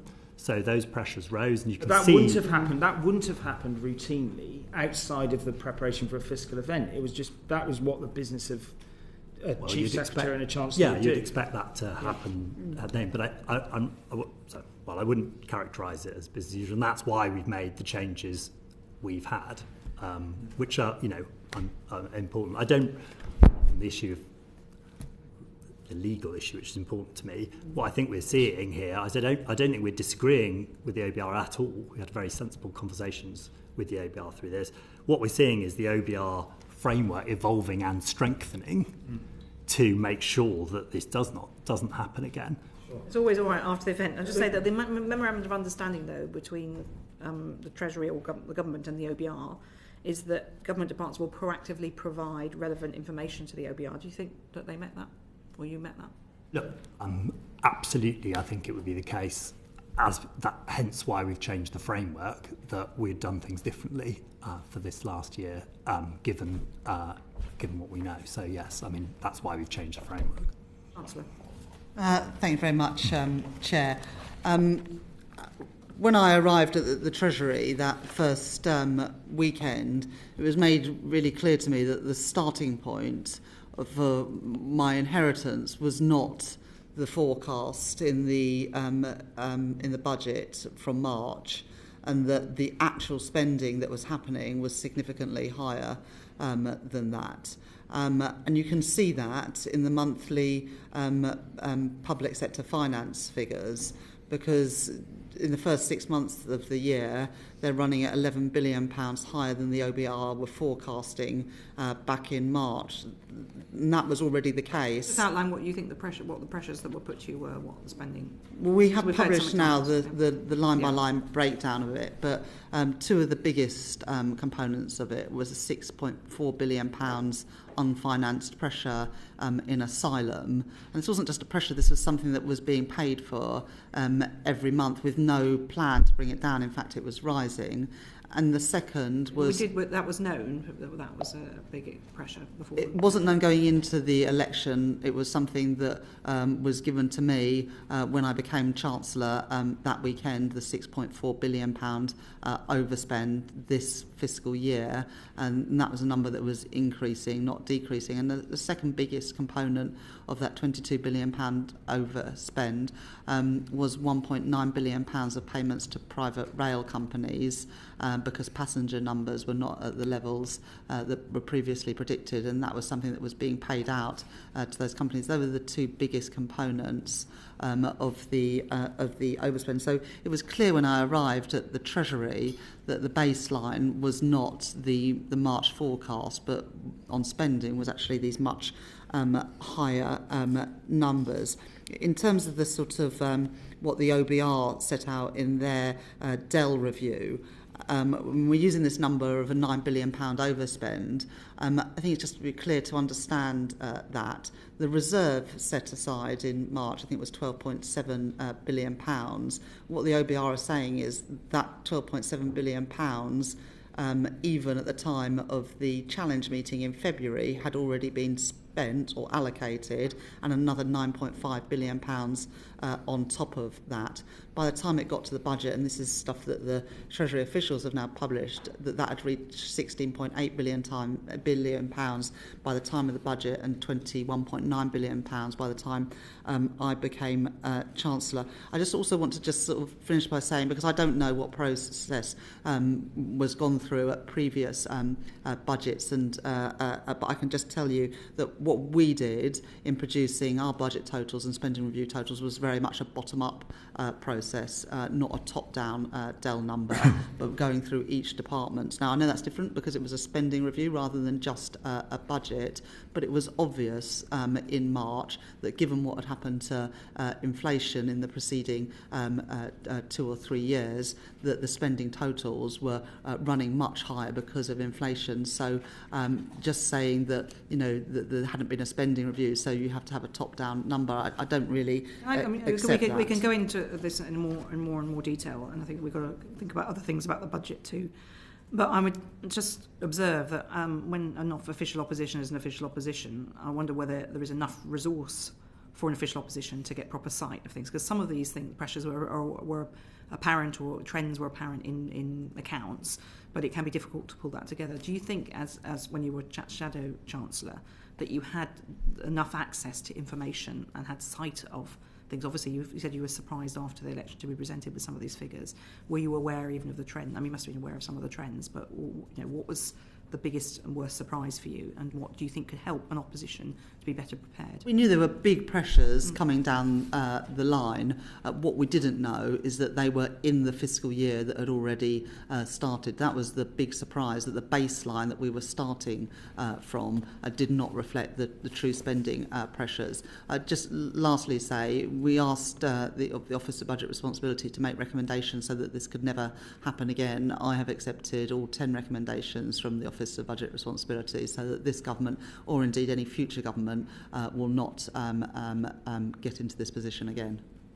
I mean, beyond the theatre of politics, I mean, what we saw here was, politicians of both parties in good faith dealing with officials, taking advice as best we could.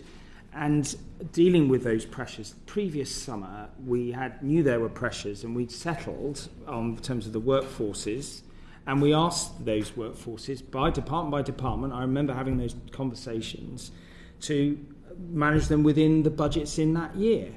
And so, the assertion that there was a quantum of 22 billion, none of which could have been managed through the ordinary work. Perhaps I accept there was going to be some pressure, but it just seems quite wrong to assert that there was that number so definitively on the time you walked into office. Did you have a meeting when 22 billion was explicitly set out with the Permanent Secretary? Yes, that first weekend when I became Chancellor. Weekend. So there was 22 billion that first weekend. Yes. So my first meeting in the Treasury was on the afternoon of the 5th of July, on the Friday afternoon. We then worked all weekend, and it was that weekend that the 22 billion number was put to me when I was Chancellor of the Exchequer. Okay, and is that document been fully published? We have now published the line-by-line account of that £22 billion. That was what was published alongside the budget last week, and it was those numbers that I was taken through. You maintain, Chancellor, that number is, none of that could have been managed through decisions made by Chancellor in terms of departmental trade-offs and underspends? Well, on the 29th of July, I set out £5.5 billion of savings against that £22 billion.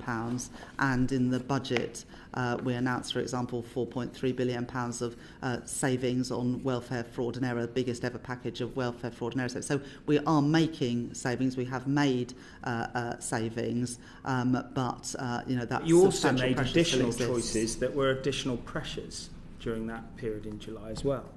If you're referring to public sector pay, well, two of those. Well, first of all, the remits given to the independent pay review bodies were given by the previous government, not this government.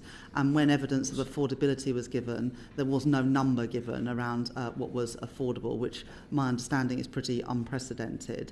So the independent pay review bodies reported in good faith, and at least two of those recommendations were presented before the general election was called on May the 22nd at the Ministry of Defence and for schools. And so those pressures were known by the previous government. The remits were set by the previous government. Yes, but as you will be advised in subsequent years, the choreography of when you settle is part of the process of resolution.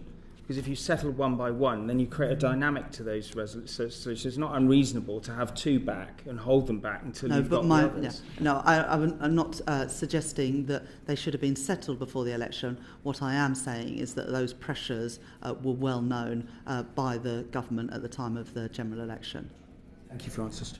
Okay. Thank you. Thank you. We could go on about this at length, but I think we will now pass to Harriet Baldwin. We're a completely different subject. Exactly. To move it on a bit. I want to go back to the IMF again, and it struck me as they welcomed your budget with the sustainably raising revenue quote over the weekend, how many of the measures that you've adopted, Chancellor, are from their Article 4 report on the UK economy, and how many things they set out in that report that are part of the framework that you're working with. I'll list them for the record: the relaxation of the Greenbelt restrictions, the enhanced role for the Office for Budget Responsibility, moving to an annual budget cycle, upskilling the workforce, including more assets in the inheritance tax net, bringing the tax rates on capital and labour closer together, crowding in private investment, and more regular spending reviews. And these are all the IMF recommendations that you have taken forward into government. I note, though, that there are a couple of big ones that you've stayed well clear of, and I just want to probe on those two big ones. One is one that you supported yourself in a paper that you published earlier in your career in Parliament, to overhaul council tax and replace it with a broad-based property tax. Is that something that you considered in this budget and you have rejected, or is it something that we can anticipate you will be considering in the future? It was one of the many things that was put to me as an option. It's not something that we wanted to take forward. People have gone through a massive cost of living crisis these last few years, and increasing council tax above the 5% increase a year that the previous government capped it as, I didn't think would be the right approach. But we did. We were pleased with the sort of clean bill of health that we were given by the International Monetary Fund. They published their Article 4 report on the UK economy just as I was going to Washington for the annual meetings the week before the budget. So I hadn't seen their most recent Article 4 report, although obviously had read previous ones. But I think there are a number of things, as you rightly say, Dame Harriet, that we've done that the IMF have been calling for, both in terms of how to sustainably raise revenue and achieve that fiscal consolidation, which is much needed to get the debt and the deficit down, but also to raise the growth rate, which is something that they're very much focused on. So you looked at that, you've decided not to do it, and that won't happen in this Parliament. I'm not going to write 5 years' worth of budgets. Fair enough. I've just written one, but I would say that the commitments that we made in our manifesto are for the duration of this Parliament around income tax, employee national insurance, VAT, and indeed capping corporation tax at its current rate. The second big one that struck me you might do in this budget was around fuel duty, and you've actually extended the 5p off fuel duty for another year. The Office for Budget Responsibility highlights, the risk that eventually we won't actually have any fuel duty because we'll have all have moved to electric cars. And so are you planning during this Parliament to move beyond fuel duty and to introduce a system of road pricing? We're not looking at road pricing. I think you make a fair challenge. At the moment, though, the focus is trying to increase the uptake of electric vehicles. We've fallen behind the target that the previous government set for the rollout of electric vehicles, and that has an impact as well on manufacturers who will be fined under the rules of the previous government set out for not selling a certain proportion. I think it's 80% by 2030 of electric vehicles. So one of the things that we would try to achieve in the budget was to keep those incentives and enhance those incentives for the take-up of electric vehicles. Although on fuel duty, there are two reasons why I decided to not increase fuel duty or indeed reverse the cut that was introduced during the pandemic. And that was partly because the cost of living crisis is still biting. Look, inflation's come down massively, but obviously that higher level of prices is locked in, and the higher interest rates, which are, have come down since the election, but they're still at much higher levels than when people took out their mortgages, that it was the wrong thing to do. It was actually be a 7p increase if we reverse both of those things. And second, with everything going on in the Middle East, this felt like the wrong time to start increasing fuel prices, because we don't know what's going to happen in the next few months with the conflict in the Middle East, and I didn't think under that backdrop of huge uncertainty that it would have been the right time to do that. But it is baked in for next year. It is baked in, as it was for the previous government, but it did not feel, given the cost of living challenges that families and businesses continue to face, and given the uncertainty in the Middle East, that it would have been the right policy approach at the moment.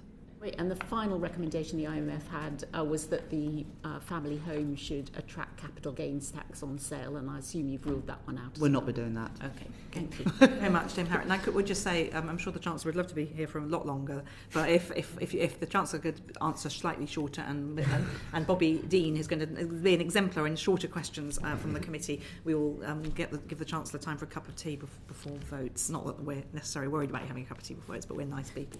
So if we can be a bit sharper, that would be helpful. Mr. Dean. Oh, best Chair. And can I add my congratulations to you as well, even though it's late in the meeting. I haven't had a chance to say it yet. I want to move on to employer national insurance contributions. I know there's been a lot of conversation around it, particularly focusing on the OBR's forecasting in relation to it.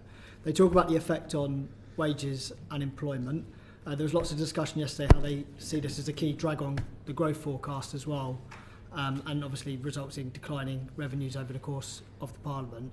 Now, you indicated earlier on that you kind of accepted the OBR's forecast, and you might have some come back later on with policies like planning reform adding into that growth forecast. But do you accept their analysis and their assessment of the impact on wages and employment over the forecast period? Well, thank you very much, and we haven't had a chance to work together before, and look forward to taking questions from you today and in the future on this select committee, and congratulations on your election. I'm not going to dispute the independent analysis of the Office of Budget Responsibility. I've got a huge amount of respect for the work they do and the detail that goes into their forecasting. When we inherited the fiscal position that we inherited, we had to make some difficult choices about how we were going to plug that gap between the amount of money that was being spent and the spending plans that we inherited and what we had coming in. Now, look, there were some people who said that the previous government cut national insurance on employees under a false pretence, the pretence being that the money was there to actually be able to afford those cuts to national insurance. So there were some people who argued, including the former Bank of England Governor Mervyn King, that we should just take employee national insurance back to where it was before. I think that would have been the wrong approach for two reasons. First of all, it would have been in direct breach of our manifesto commitment, and I do think trust in politics is really important. But second, to put all of that burden directly and immediately on working people that they would see in their payslips, I thought that was the wrong approach. Now, what we've done with the increase in employer national insurance is leave it to the business to work out how to absorb it. Now, businesses are amazingly creative and have great ingenuity. And one of the things they do really well is drive efficiency and productivity performance. And so some of this increase in national insurance will be absorbed through efficiency and productivity gains. Some of it will be absorbed through profits. And as the OBR say, there will down the line be an impact on wage growth. Although I'm really pleased that if you look at as a whole of the package of measures that we've announced, wages increase, real household disposable income increases, in sharp contrast to what we saw under the last government, which was the worst parliament on record for living standards. I'll just say one other thing. When we put together the plan that we presented at the budget on national insurance, I listened really carefully to what the Federation of Small Businesses have said, and that's that small businesses struggle most with national insurance contributions. And so we increased the employment allowance from £5,000 to £10,500. So a NICS bill that would have been less than £10,500, you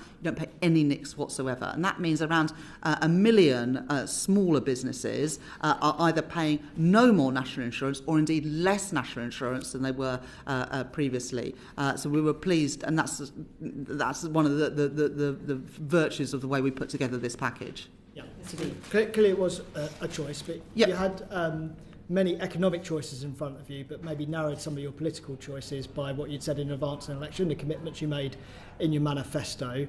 And given the way that the OBR have assessed it, it's impacted on growth, would you like to have had a wider set of economic choices in front of you when you came to make that decision? And in particular, an awful lot of the revenue is attributed to the change in the threshold, and that's had a particular impact on low-wage workers. We heard yesterday how it means that almost every income level is going to feel worse off by the end of this Parliament once you take into account all the tax and benefit changes. I'm referring to Resolution Foundation research in particular. So are you concerned about how this change has impacted low-wage workers, particularly those in sectors like hospitality and retail?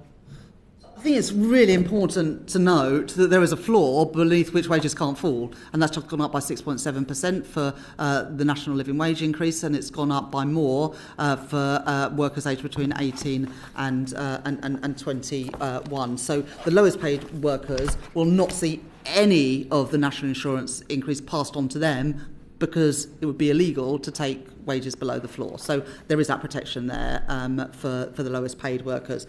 I was also really pleased that if you look at box 2A of the autumn budget, Fixing the Foundations document, and the distributional analysis, actually the only group that are worse off are the top decile. And I think that shows that we've got the balance right in this budget by asking those with the highest incomes, those with the broadest shoulders, to bear a bit more of the burden.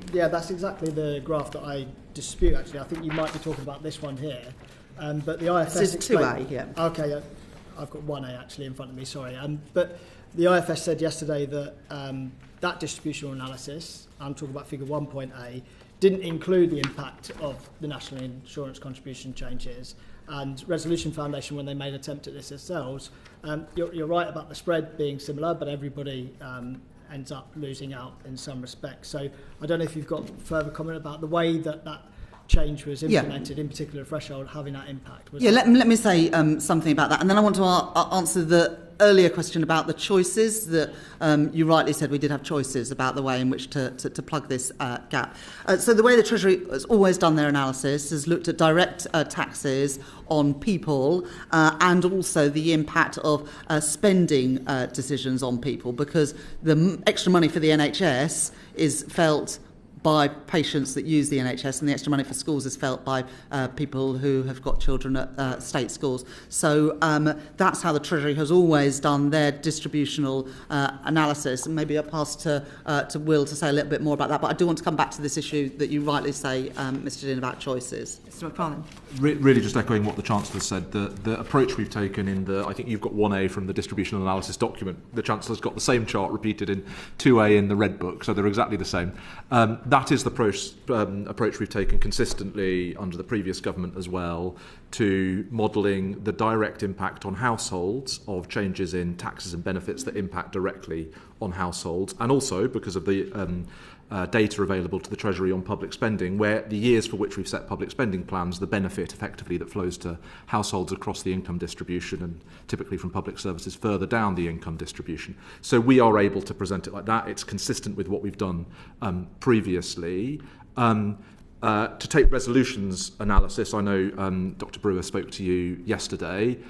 They've made some assumptions, building on what the OBR have made as their assumptions of in later years what pass-through from the employer NICs changes could look like. We do not take those assumptions in the Treasury's analysis because it's on firm data next year of changes to household benefits and taxes and changes in public spending that we know. So it's on firm facts. We totally respect the approach. They don't also choose to model public services numbers. They don't have that technology and that data. So there are different approaches here.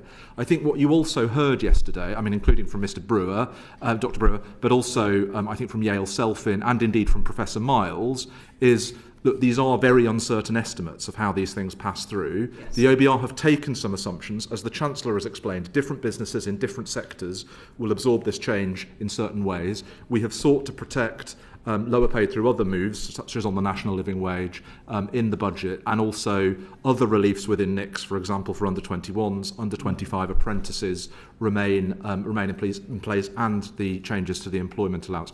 So hopefully factually there on the different approaches in distributional analysis, and very established on our part, but also in way in which the whole package is designed. Thank you, Chancellor. And then I just want to answer the earlier question about were there other choices. So, as I said, we could have reversed the cut to employee national insurance contributions, but I think that would have been the wrong thing to do. Another thing that we could have done, which is what the previous government did to raise money, was to freeze thresholds for longer. Now, I know that this was a big package, £40 billion worth of tax increases, but the threshold freezes in the previous Parliament actually raised 45 billion. They raised more than the previous government had planned when they made them, because inflation and therefore wage growth were higher. But those threshold freezes were worth 45 billion pounds, more than the tax increases announced in the budget last week. We could have continued down that path. So just be clear, the timescales. The budget is what? This is this year, and you're comparing several. But what I'm comparing I see is, the point, yes. But what I'm saying is there are other ways to raise this money. Yes, we could have frozen thresholds for longer on a wider range of taxes.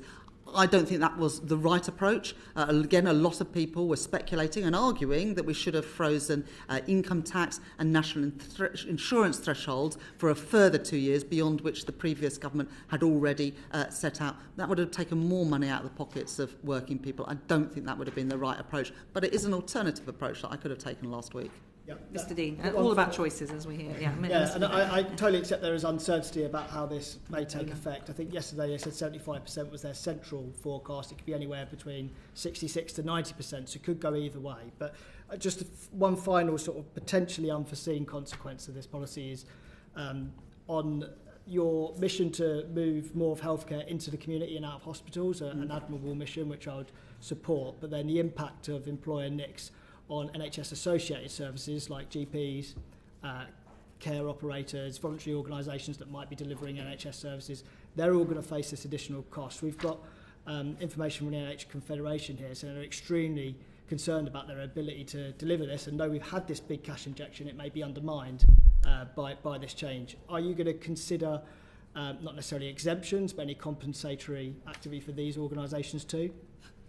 Thank you very much for that question. First of all, this is the approach that governments take when making compensation. Otherwise, you'd be making arbitrary decisions around what's public and what's private. This is the definitions of what the public sector is, and that's what's being compensated for. But let me just say this. You've spoken particularly around health services.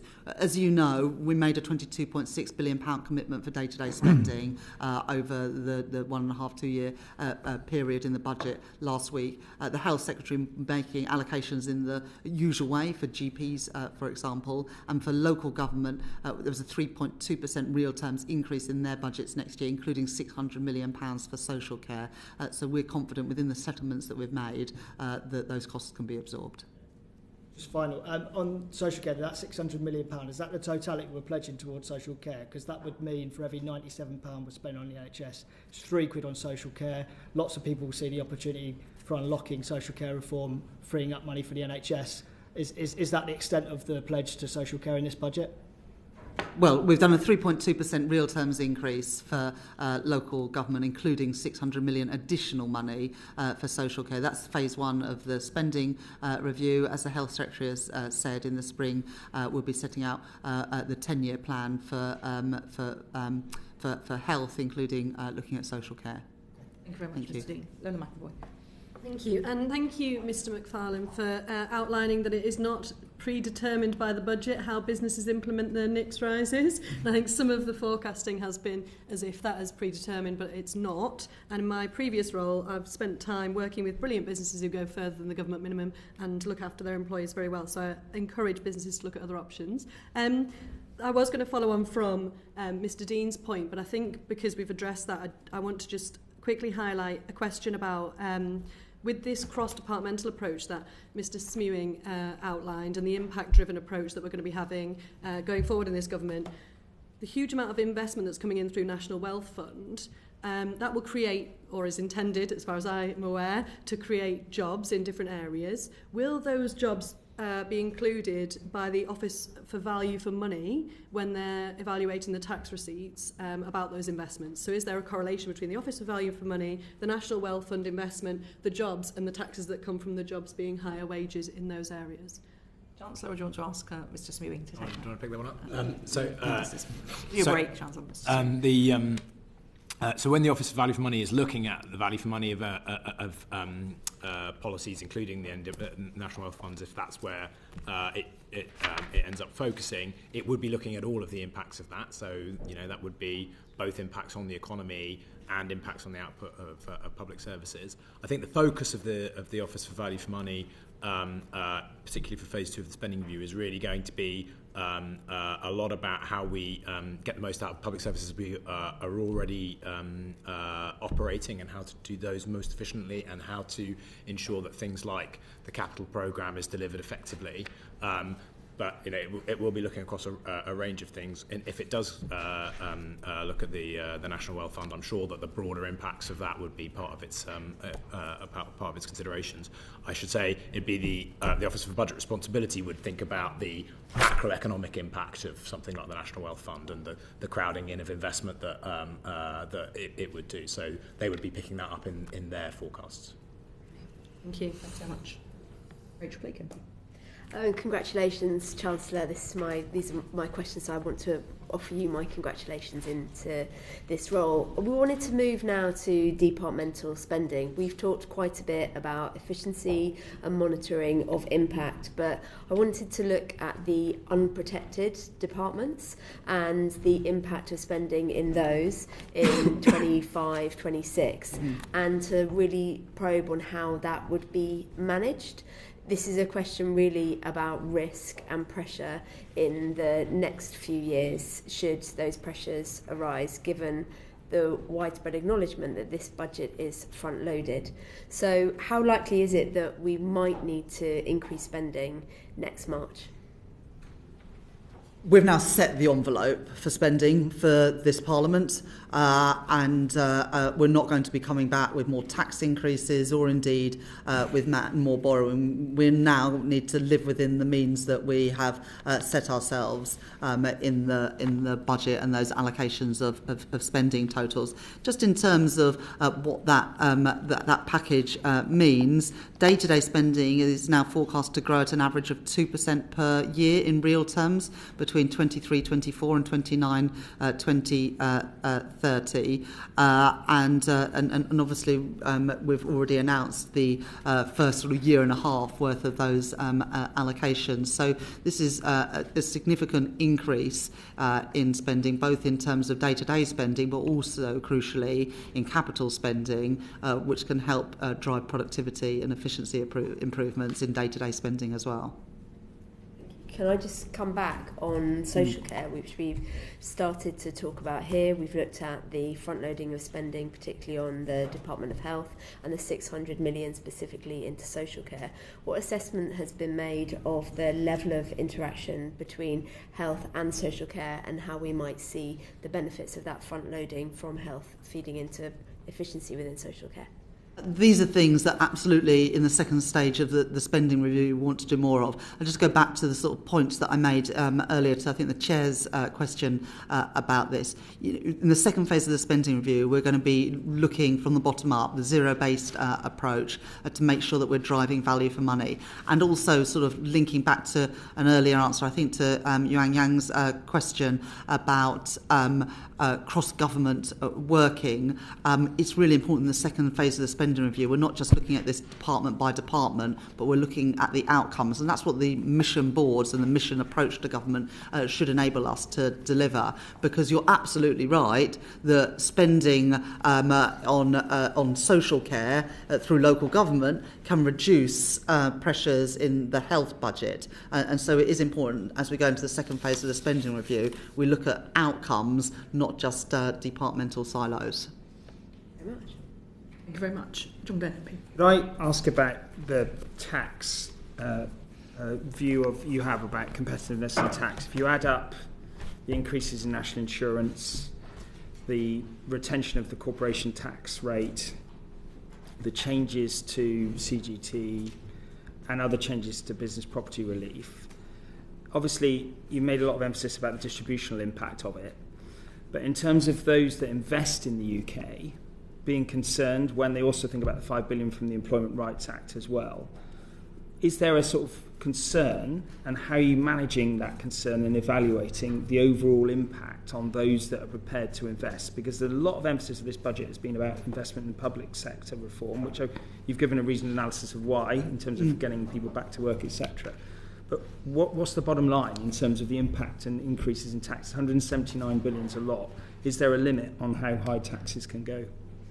This budget was a reset budget. We're not going to be repeating a budget like this again. No, I said to Dame Harriet, I'm not going to write 5 years worth of budgets. Imagine if that had been done in 2019. So might have had all the tax increases that we had. Taxes then? Well, look, it would be naive to try and guess. You started this session, Mr. Glenn, with uncertainties about what's happening in the global economy. I'm not going to write 5 years' worth of budgets now, but we have now drawn a line under the unrealistic path for public spending, and also the trajectory for public finances, and put those on a firm footing. In terms of what I would say to business, alongside the budget last Wednesday, we published a corporate tax roadmap, which has been widely welcomed by business, capping corporation tax at its current rate of 25% for the duration of this Parliament.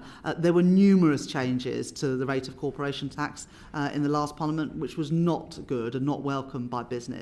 Alongside that, a commitment again for the permanent full expensing, and also the £1 million annual investment allowance, and the R&D budget, £20 billion next year. We also published a consultation on business rates as we move to a fairer system there, but also a system that encourages in investment. We had to raise money in the budget last week. I think we've done that in a balanced way, balanced when it comes to what we've done on carried interest and capital gains tax, etc. as well. Can I just ask you one specific question about the APR changes that you've brought in?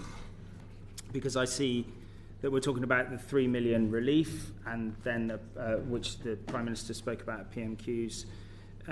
But would you not accept that even if you want to target it at large wealthy people who buy vast tracts of land, that you could have looked at business asset rollover relief, and if you had a higher threshold, you would then save, even up to 5 or 7 million, you would save a large number of farms that just do not have the liquidity. And the only way they can secure that liquidity is to sell land, which is part of the food production, food security, national security equation.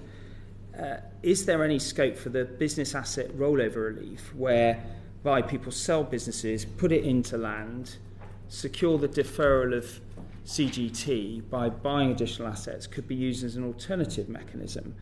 And the apparent lack of an assessment of how far that affects functioning food producers in this country, is alarming a lot of people. I recognise the imperative around raising more money, but the impact on this, despite your commitment to save the DEFRA budget, is quite profound to the countryside. Let me start with answering directly this issue about paying the bill when there is a bill, and then I'll take you through how the sort of numbers stack up. I want to be really clear that for those estates where there is going to be an inheritance tax bill, that bill can be paid over a 10-year time period, interest-free. That doesn't exist for anyone else paying inheritance tax, but we thought it was right for the reasons that you've set out. They make about 1% profit. Yeah. So even on a say an £8 million farm, which isn't that significant, with the 3 million relief, you're talking about $1 million. So it's 100,000 a year for 10 years. Now, 100,000 a year in terms of income for a farm is a massive amount of money. So I recognise the bigger picture. Let me then come to the issue around the taxation of the estates. In the last year that data was available, 2021-22, of all the claims for agricultural property relief, the average claim was just under £500,000. 73% of claims for less than £1 million. If the denominator is a hobby farm with 3 acres, you will increase that 73% number to 73%. It doesn't do justice to the reality of the distribution of land and the asset price and the liquidity that will be vested by selling land. In the last year of data available, 40% of the of agricultural property relief went to 7% of estates, and 22% of relief went to 2% of estates. That was worth, let me just finish this point, Sorry. that was worth £119 million that went to just 37 estates. It is not possible to continue the rate of support that was previously available. I think we have got a fair balance, and I think working with farmers to explain how this new system will work. I recognise that since 1992 there hasn't been inheritance tax on agricultural property, and so this is a change in the system. It doesn't come in until April 2026. And that will allow some time for planning. But what I would say is I recognise the distribution. I'm not disputing that. But I'm just questioning whether there's more an effective mechanism to capture that small proportion of large landowners that you are focusing on and is the focus of your narrative, rather than the impact on a very long tail of functioning farms who are ill-equipped to sell tracts of land, even over a 10-year interest-free payment period, and that is going to cause significant harm. I'm happy to write with you with more details about the distribution. I'll write to you, Chair, with the information, but we think we've got the right balance, given the need to raise money and given the fact that all communities, including rural communities, rely on stable public finances because of the cost of capital and also a well-functioning education and health system. Thank you, Chancellor. Thank you. We will. I think there's a number of detailed points that we could have gone into in more detail, but we're already going over time, so we'll write to you on a number of issues.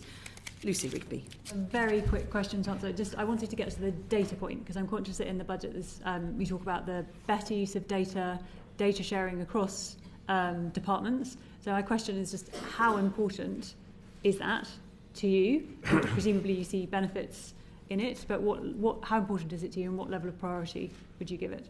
Want to say something about that? I think Conrad.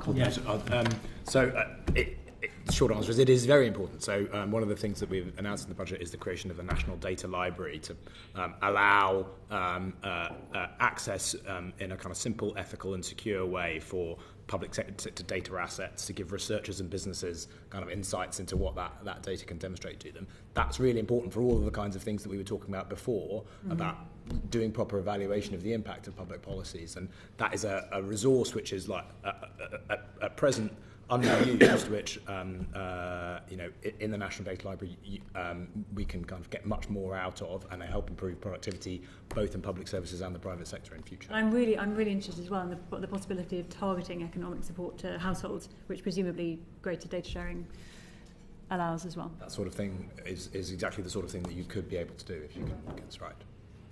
Thank you so much we could talk about on data sharing and how much easier it would be to forecast, project, and model and check things. But can I thank you, our witnesses, very much indeed for their time. I mean, to summarise, today we've heard some very robust statements from the Chancellor about the spending envelope, and I think spending departments will be listening, I'm not sure eagerly is quite the word, but listening and getting the message very clearly.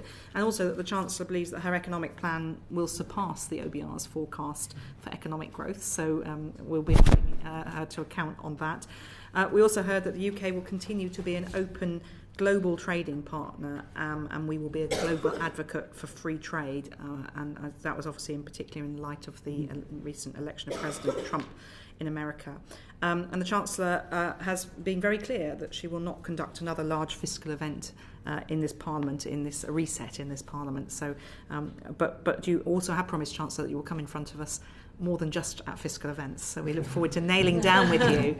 You may regret that promise, but no, hopefully we've been a friendly bunch, even if we have to question you as robustly as we want to. So we would hope that you could come in front of us again and we can pin that down.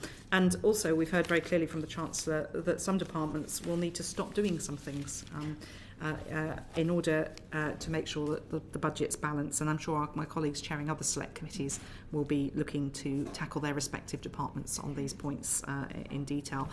And finally, I just wanted to say we've had some exchange, obviously, with the Permanent Secretary in particular about the relationship between the OBR and whether or not the law was broken. Certainly the MOU may have not been quite followed to the letter from what you've said, but we will obviously keep a close eye on how the new rules work, and we may consider what we do about that. And we also, I just wanted to reiterate the point that I made in the budget debate, Chancellor, that it would be I think it's important that announcements about fiscal events are made to the House of Parliament or through Parliament, through this committee to Parliament as appropriate, and I hope that you'll commit to doing that in future. That's a nod. Is that for Hansard? Or?